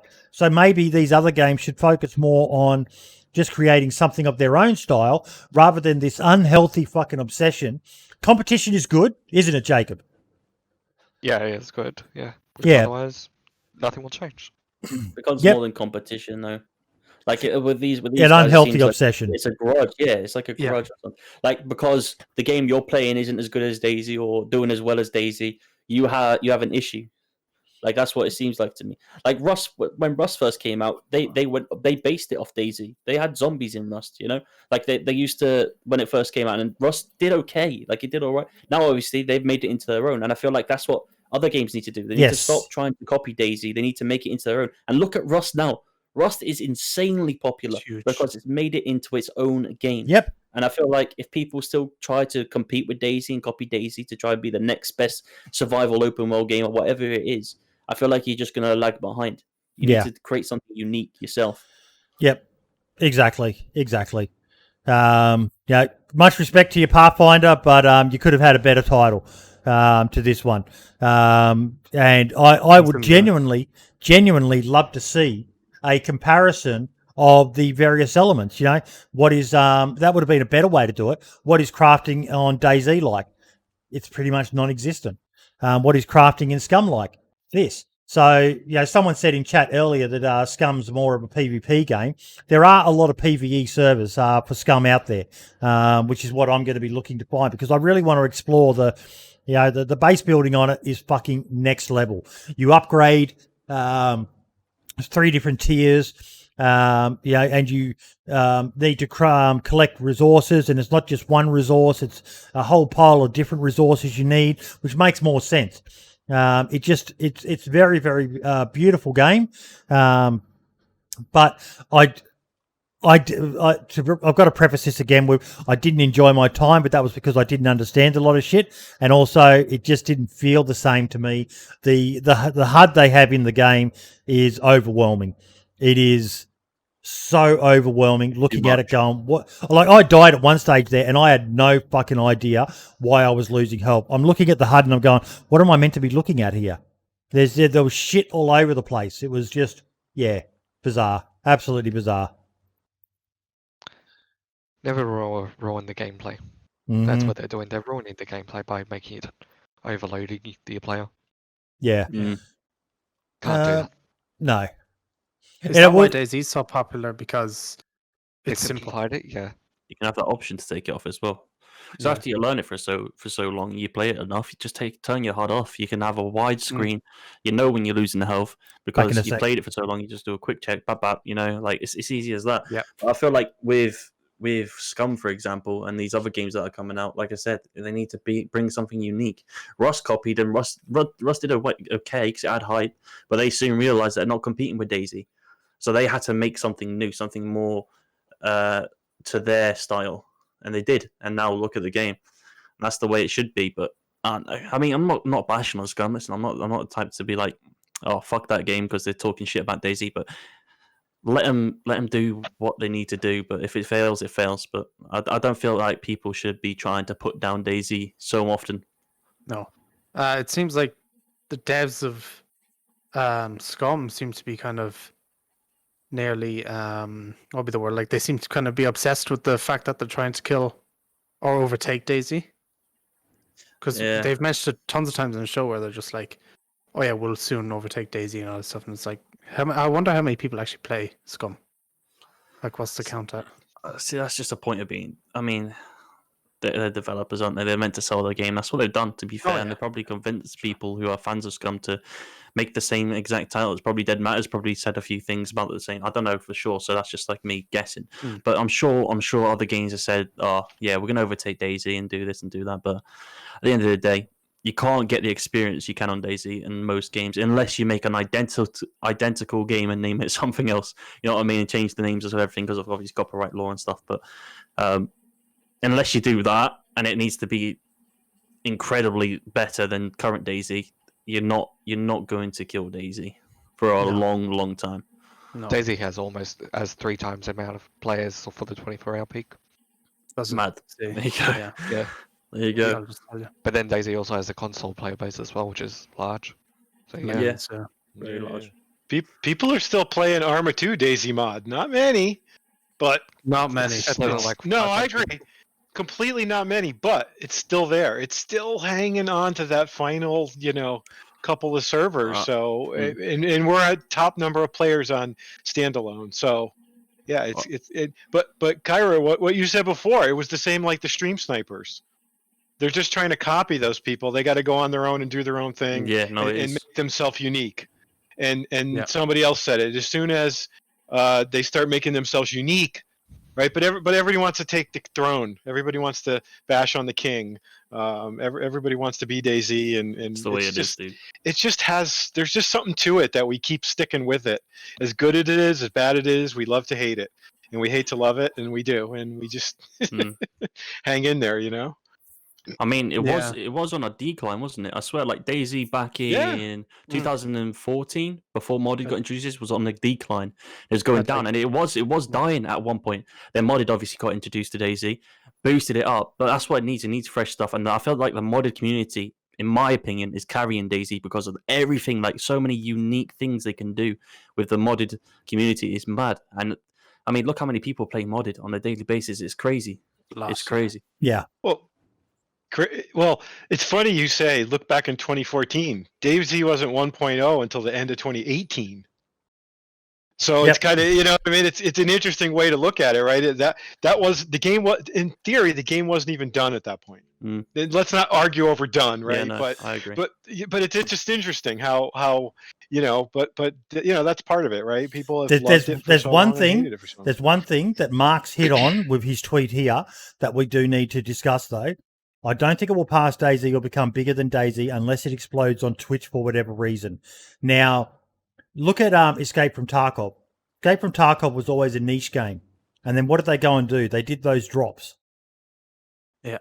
And suddenly, and allegedly some botting as well of streams done by the developers is what I've heard, and some videos I've watched. That's what people think. But it exploded out of fucking nowhere. From this game that was a niche game to one of the biggest games on Twitch. Now, DayZ can't really do drops, can it? Scum could, though. It's something they could do with skin drops. No, DayZ could. I mean, because they don't the thing is, it's all monetization and stuff. So DayZ get a little bit mad about the modded community, like monetizing certain. But how are they going to do it? And this is where I'm glad we've got a couple of software people here, modders and developers and that. But how are they going to do it when it relies on the CLE files for those items to be there? What if people go and remove those items? Would it be only that those items exist on vanilla servers, on official servers? It would be for streamers, wouldn't it? So, like, for example, big streamers but what are the streamers going to drop? What's going to be in the drop? It'd be like skins. Like, so for example, when you can change, like for Rust, for example, you can have a SAR skin where it's a different color, different mix. You could do the same with that. With Barrett, you can make a golden Barrett, right, for example, or you can make a chrome Barrett or whatever. But you could also do it where you have your logo on a thing and you can change the color of like the tip and maybe a bit of trim on the gun. And you could do that. It is possible. I've done it before when I used to run my old servers. And it is possible to do that type of stuff. It is even possible to put logos on type of stuff. Okay, so Zombie Lee is saying something about certified mods. Does anyone know what that is? No. I guess he means maybe mods that are endorsed by the dev team, something like that. That's what it sounds like. Yeah, probably. Yeah, approved or something. Jacob, do you know? Hard to say. No idea. No idea. So I remember I put a tweet out about this exact topic before, and Clement Dab replied back, and he said I think it was possible or something, but it would be just the most complicated part would be figuring out like where the skins go. Would it be to a specific server, and they'd have to create like some type of inventory in the game, to distribute? That'd be the hardest part. I think that was plus each skin needs to link to a Steam ID or put in some sort of trader, but obviously you can't put traders in official. That's another issue. And if you do it to Steam like they do with Rust, where it's on a Steam ID, and when you get the drop it goes to your Steam, and you can choose, I don't know, maybe they implement some sort of bench you can do in a base or make, and you can change the skin of a gun. So they're basically going to have to massively do some changes to the way DayZ is. That's not a bad idea with the benches, where if you've like a workbench, I know that they've got plans for turning those workshops into something you can interact with, or a spray can item. If you find you can use that to change the skin on something. So that might be a way. That sounds more viable. But right now, DayZ can't do it, as far as I can tell. Not right now. No. It'd be a lot of work to be able to get it done. Oh, that's just a challenge, I think, right there to somebody. Some modder out there is ready to roll. I mean, if they're doing it, that'd be sick. That'd be so cool. Boydie, thanks so much for having me. This was a great fun, but I actually got to jump now. No worries. I'll let you guys go. Thank you so much. No worries. Thank you so much. Skigoggles, everyone. Round of applause. Keep Reddit safe for everyone. Keep Reddit safe. Thank you. Have a good one, everybody. All the best, buddy. Yeah. But that was a really good point, and I'm glad I went to the Twitter link because that could be huge. That said, Scum has a lot of DayZ DayZ hasn't been immune to it either. It went down to 3,000 concurrent players, which is fucking insane. But Scum has a lot of work to do in repairing its image amongst people. They've apparently got a big patch coming, 0.5, with some changes in it. Check out Pathfinder's channel, folks. He does great videos. Sorry, I meant to click on that. And he's a genuinely good bloke. Christian YouTuber, police officer, Marine Corps veteran, Liberty University alumni. Oh, he's a smart man as well. A very intense and penetrating gaze right there as well. Definitely check him out. He does some really good videos on the topic, even if he does seem to not like DayZ. Okay, we shall move on. We now have a new segment that I'm going to be doing from time to time as well. I want to shine the spotlight on a creator out there who is creating artwork for people. And for the first week, I've chosen Mr. Blunden. Mr. Blunden doesn't even have it in there. I've been chatting with him and said he needs to do it himself. But he did some artwork for our resident mad lad, AWOL Gaming. Gave him a new logo. Oh, no, that's not the one. Hang about. Let me go here. Twitter.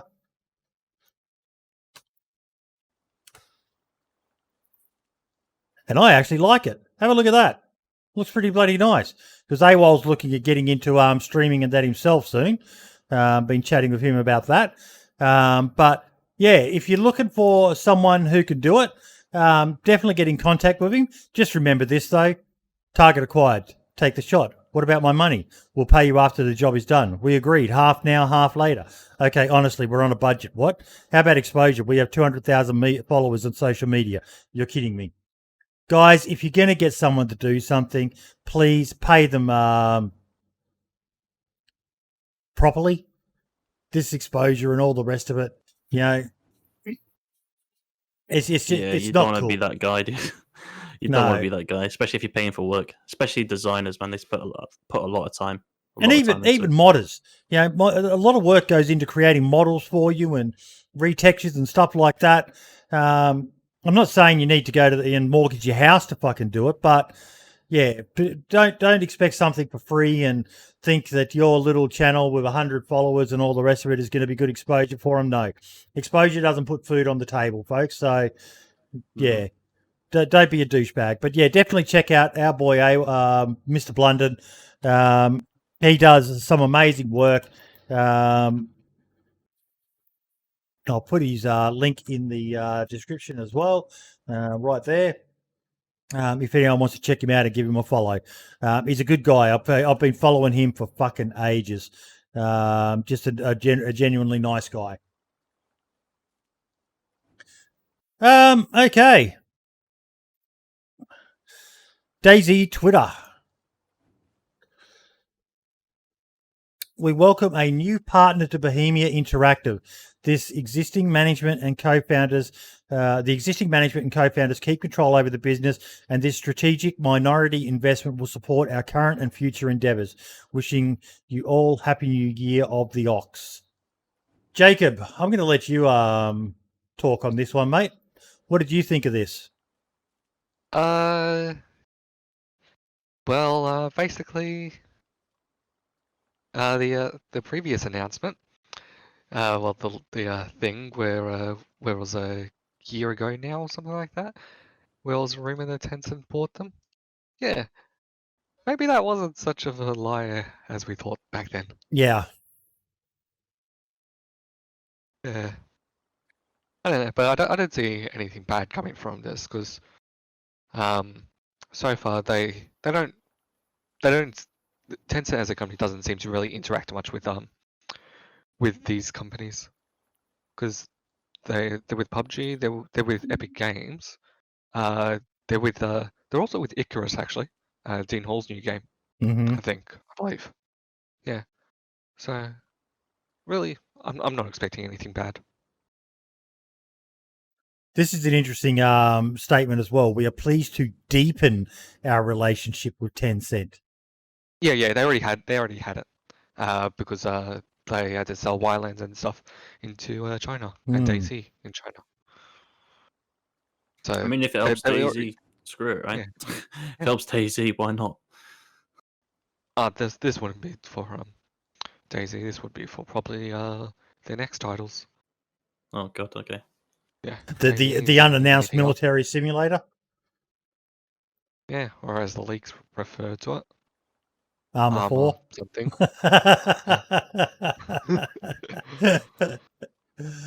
It's a minority stake, but still could change a fair few things. This seems like it's for Wildlands because they're trying it out in the Chinese market. I don't think this will affect DayZ.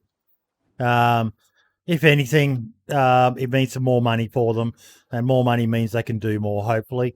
Get some more people, some more devs on board with the DayZ team, and yeah, we shall see. We shall see. But it was interesting, especially as you said, Jacob, because there was all that hullabaloo about 10 cent last year, and it all got kind of shush. You don't know what you're talking about, and then all of a sudden they have a minority stake in the company. So, Yep. Time will tell. As long as I still get to play DayZ, it doesn't really affect me. Yeah. As long as the blood stays red. Yes.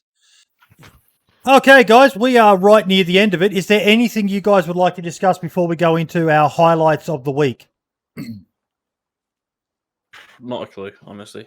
Let's talk about how sexy Marks is, you sexy little boy. A lot of chats in comment, Marks. Oh my god, a Mark's face reveal. We didn't know this. Face reveal, yeah. Thick with 2 C's, baby. 2 C's, 3 C's. Mr. Yuta, you're referring to the leak that happened last year. Tencent spent $260 million for an 80% stake. Yeah, that's he's referring to the leak that happened last year. Oh yeah, that's something else. Yeah. Not leak, the rumor. Yeah. Which was false. Okay, our highlights of the week. I shared a tweet. My highlight of the week goes to one of my good friends, June11944. Now, he doesn't have Twitter, so I've got to switch to my account profile.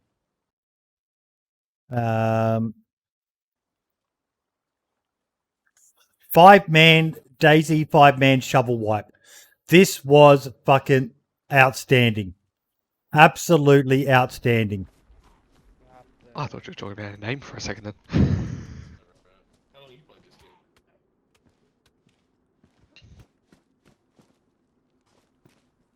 I'll skip it forward a bit.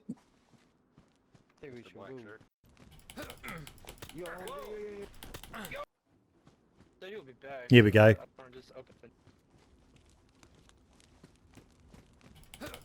Whack, whack, whack.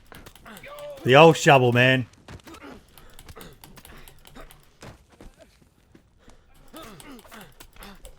Fucking hell! Fucking hell! Oh, 5 of them! Oh, fucking 5 of them! Maybe the shovel's a bit overpowered. Oh, fucking 5 of them! I need a bit of a nerf on a Sunday afternoon. That's pretty now, more happens. I'm not going to show the rest of it. I'll put the link in chat. But I just love how excited he was about it. And his health is like red flashing. It was absolutely fucking amazing. But a lot more happens in this video. As you can see, it goes for 5 minutes. But yeah, I think you're bang on the money though, Jacob. The shovel is a bit overpowered. A bit overpowered. That said, I wouldn't want to get hit by a fucking shovel IRL. I imagine it would really fucking hurt. But yeah. Realistically, it'd probably knock you out with 2 hits as well, maybe even 1. Yeah. It would definitely knock your fucking head around, that's for sure. But that's my highlight of the week. June11944, folks. That's his YouTube channel. He also what the? I swear to God. Oh no, that's the podcast one. I must be subscribed to him on my other channel. But he also is a streamer. This is his Twitch channel. Please give him a follow. He's a really, really good streamer. I got this gut feeling he's going to be partnered very, very soon, folks. His average has been that I've seen in the high 70s, 80s, up to 100 and that. So pretty soon, pretty soon, I am pretty sure he is going to be partnered. So I'm very excited for him because he's just such a nice guy as well. Just one of the nicest guys in the DayZ community. So that's my highlight of the week. What about you there, Kyro? What's yours? You were an impromptu guest. Oh God, I haven't had time to even look at anything. Literally nothing. I don't really have a highlight, personally. I don't know. Okay, what about you, Jacob? Been busy all week, and I've also not really touched DayZ for the past 2 months. So, got nothing. Over to you then, Marks. Your first highlight, mate. You're going to hate me here as well because haven't even watched a single bit of content all week. I've been too busy with videos to even look at anything. I don't have anything this week. Actually, maybe we can go for Inclement Tab's thing if you tweeted it. I can't remember if he tweeted it or when he tweeted it. Let me check if he did tweet it first. Portal gun? Oh yeah, he did tweet it. Yeah, the gravity gun. Oh yes, yes. Yeah. I put it in the weekly show agenda. I've just jumped to his Twitter. Yeah, I rewrote that yesterday though. First time like touching DayZ in a while. I rewrote all that code. Not to brag or anything, but it's a bit better now. Oh, actually, there's something as well. Man Over Mars created the logo for Creators server. And I like it. I think it looks really fucking nice. Yeah, it's really good. Really good. I complimented him on it. Yeah, it was really good. Yeah. I actually have something to shout out. Let me just grab it. I saw this on Twitter. Now, while you get that, where did you put the gravity gun? Is it link? Weekly show agenda. Just scroll down to the bottom, and yeah, you'll find it.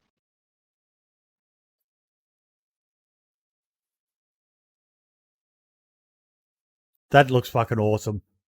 That's a good model there, actually. Yeah, Zero made the model. I rewrote all of Dab's code. Yep. Yeah. Mad. Wait, what's that do? Haven't you seen this before, Kyro? Nah. It's a silly, stupid item for servers that really want something that is just a bit of silliness. But let me see if I can find it. You'll probably find it before I do. But he shared. Here we go.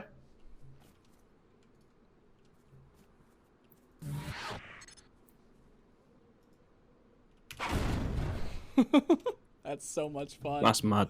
That's so satisfying. Just yeet. Yeet. Oh my god.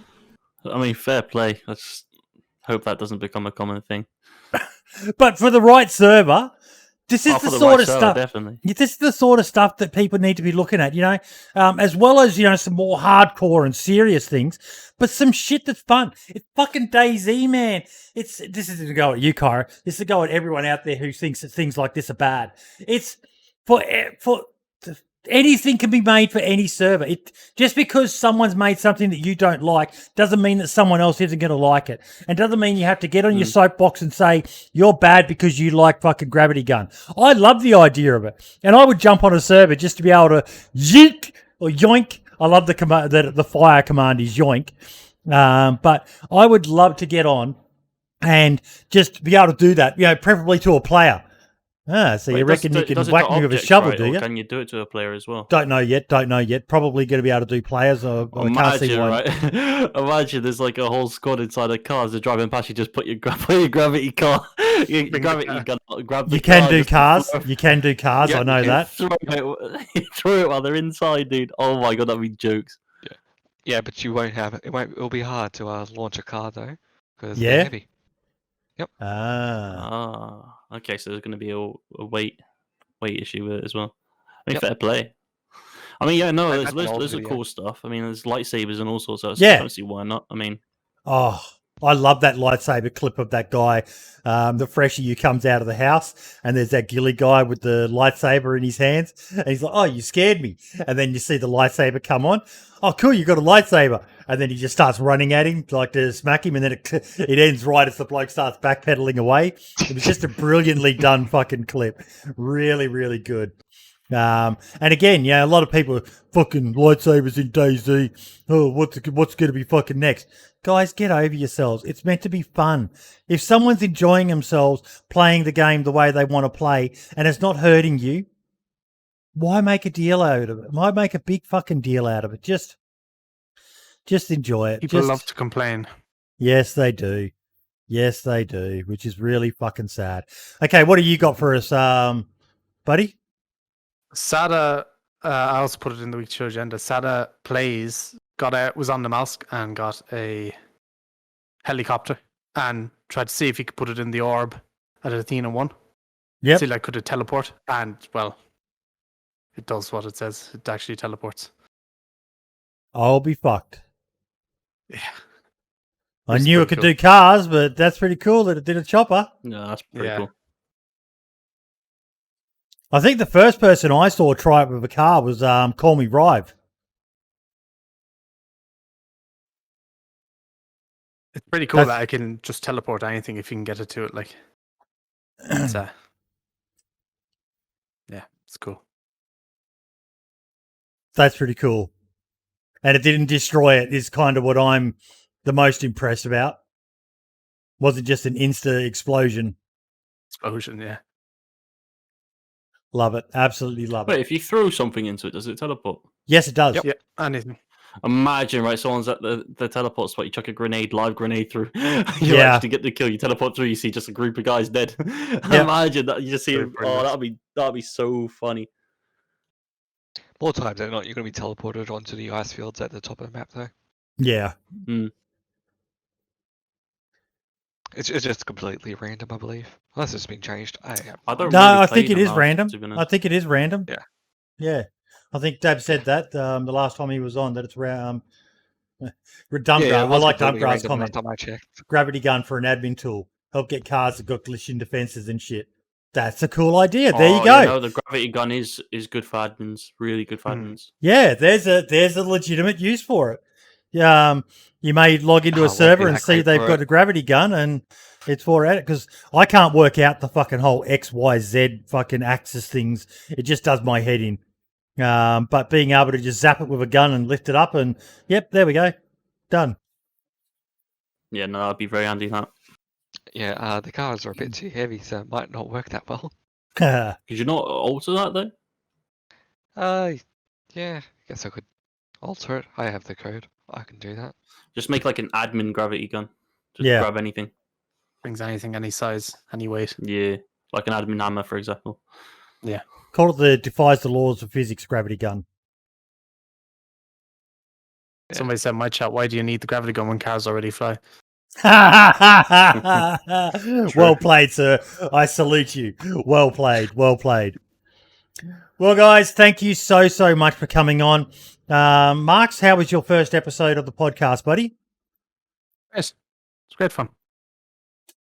Went pretty well, I think, anyway. I think it went very well, mate. We are very pleased to have you on board, mate, and we look forward to it. You'll get more and more settled as the weeks go by, my man, and it will be exciting to see where we go. I saw you had a pretty decent audience there on YouTube, mate. Was it anyone's first podcast watching it out of your audience? Yeah, I think quite a few. There was quite a few people that came in. Well, I hope they enjoyed it. He has a podcast, so yeah. You just made me feel like I've wasted the last fucking 47 episodes. Yes, DayZ has a fucking podcast. Yeah. But okay, next week we have two guests coming on. We have Ike D and Deke Inc. Coming on to. Deke is going to be talking about map making, and Ike is coming on to talk about, well, amongst other things, his Tolga Hill Charity Climb and his idea for the Alphabet Challenge, which I'm really, really excited. And hey, if you've got any other ideas, Ike is always looking for things like that he can do as well. So if you've got any ideas, hit him up in the DMs on Twitter. He's a nice guy, and he's open to suggestions and all the rest of it. Kyro, thank you so much for coming on, mate. As Zombie That's said, all good, dude. good to have you on here to clear up some shit. Yep. Jacob, thank you again as well. Yeah, just a bit, just an hour late, but yeah. Yeah, I was about probably about 15 minutes late this morning because I slept in as well. But yeah, and Skigoggles, thank you for coming on as well, buddy. It was really good. And ladies and gentlemen, once again, please go back and watch those original Survivor Games events. Not the horrible, when you type in Survivor Games in YouTube, you need to make sure you're not just getting videos about the modded game, that you're actually getting the videos of the original Survivor Games channel. And also there are some on Brian Hicks's YouTube channel as well. Watch those events. And you will be blown away by how good what the original Survivor Games was. It was fucking life-changing for DayZ and for Twitch as well. Go back and watch the podcast with Soma, the guy who came up with the initial idea, and you'll learn more about the Survivor Games as well, folks. It's an amazing model, and I'm really hoping that amongst the community, we can reinvent it ourselves and come up with our own spin on it. And even if we don't get any sponsors for it, it could still be a great event if enough creators get behind it and we promote it. And maybe do a pro-am with one creator getting teamed up with one random and stuff like that. That could be a way to go. But yeah, awesome. Okay, everybody, we will see you next week. Same time as always on myself and Dark channel. I'm not sure if Brim's going to be able to make it or Wiidevil, but maybe Wiidevil will be back next week. I'm hoping so. I just know he's been having some troubles, and until he's got it 100% sorted, he doesn't want to come on the podcast because he's just worried about he'll bring the standard, the high quality of the podcast down. Yeah, you're laughing, Marks. Very high quality. Very high Super quality. high. We are. I'm on here, so I don't. But no, all the best, everyone, and I will see you next week. See you later, gamers. Yeah. See you later.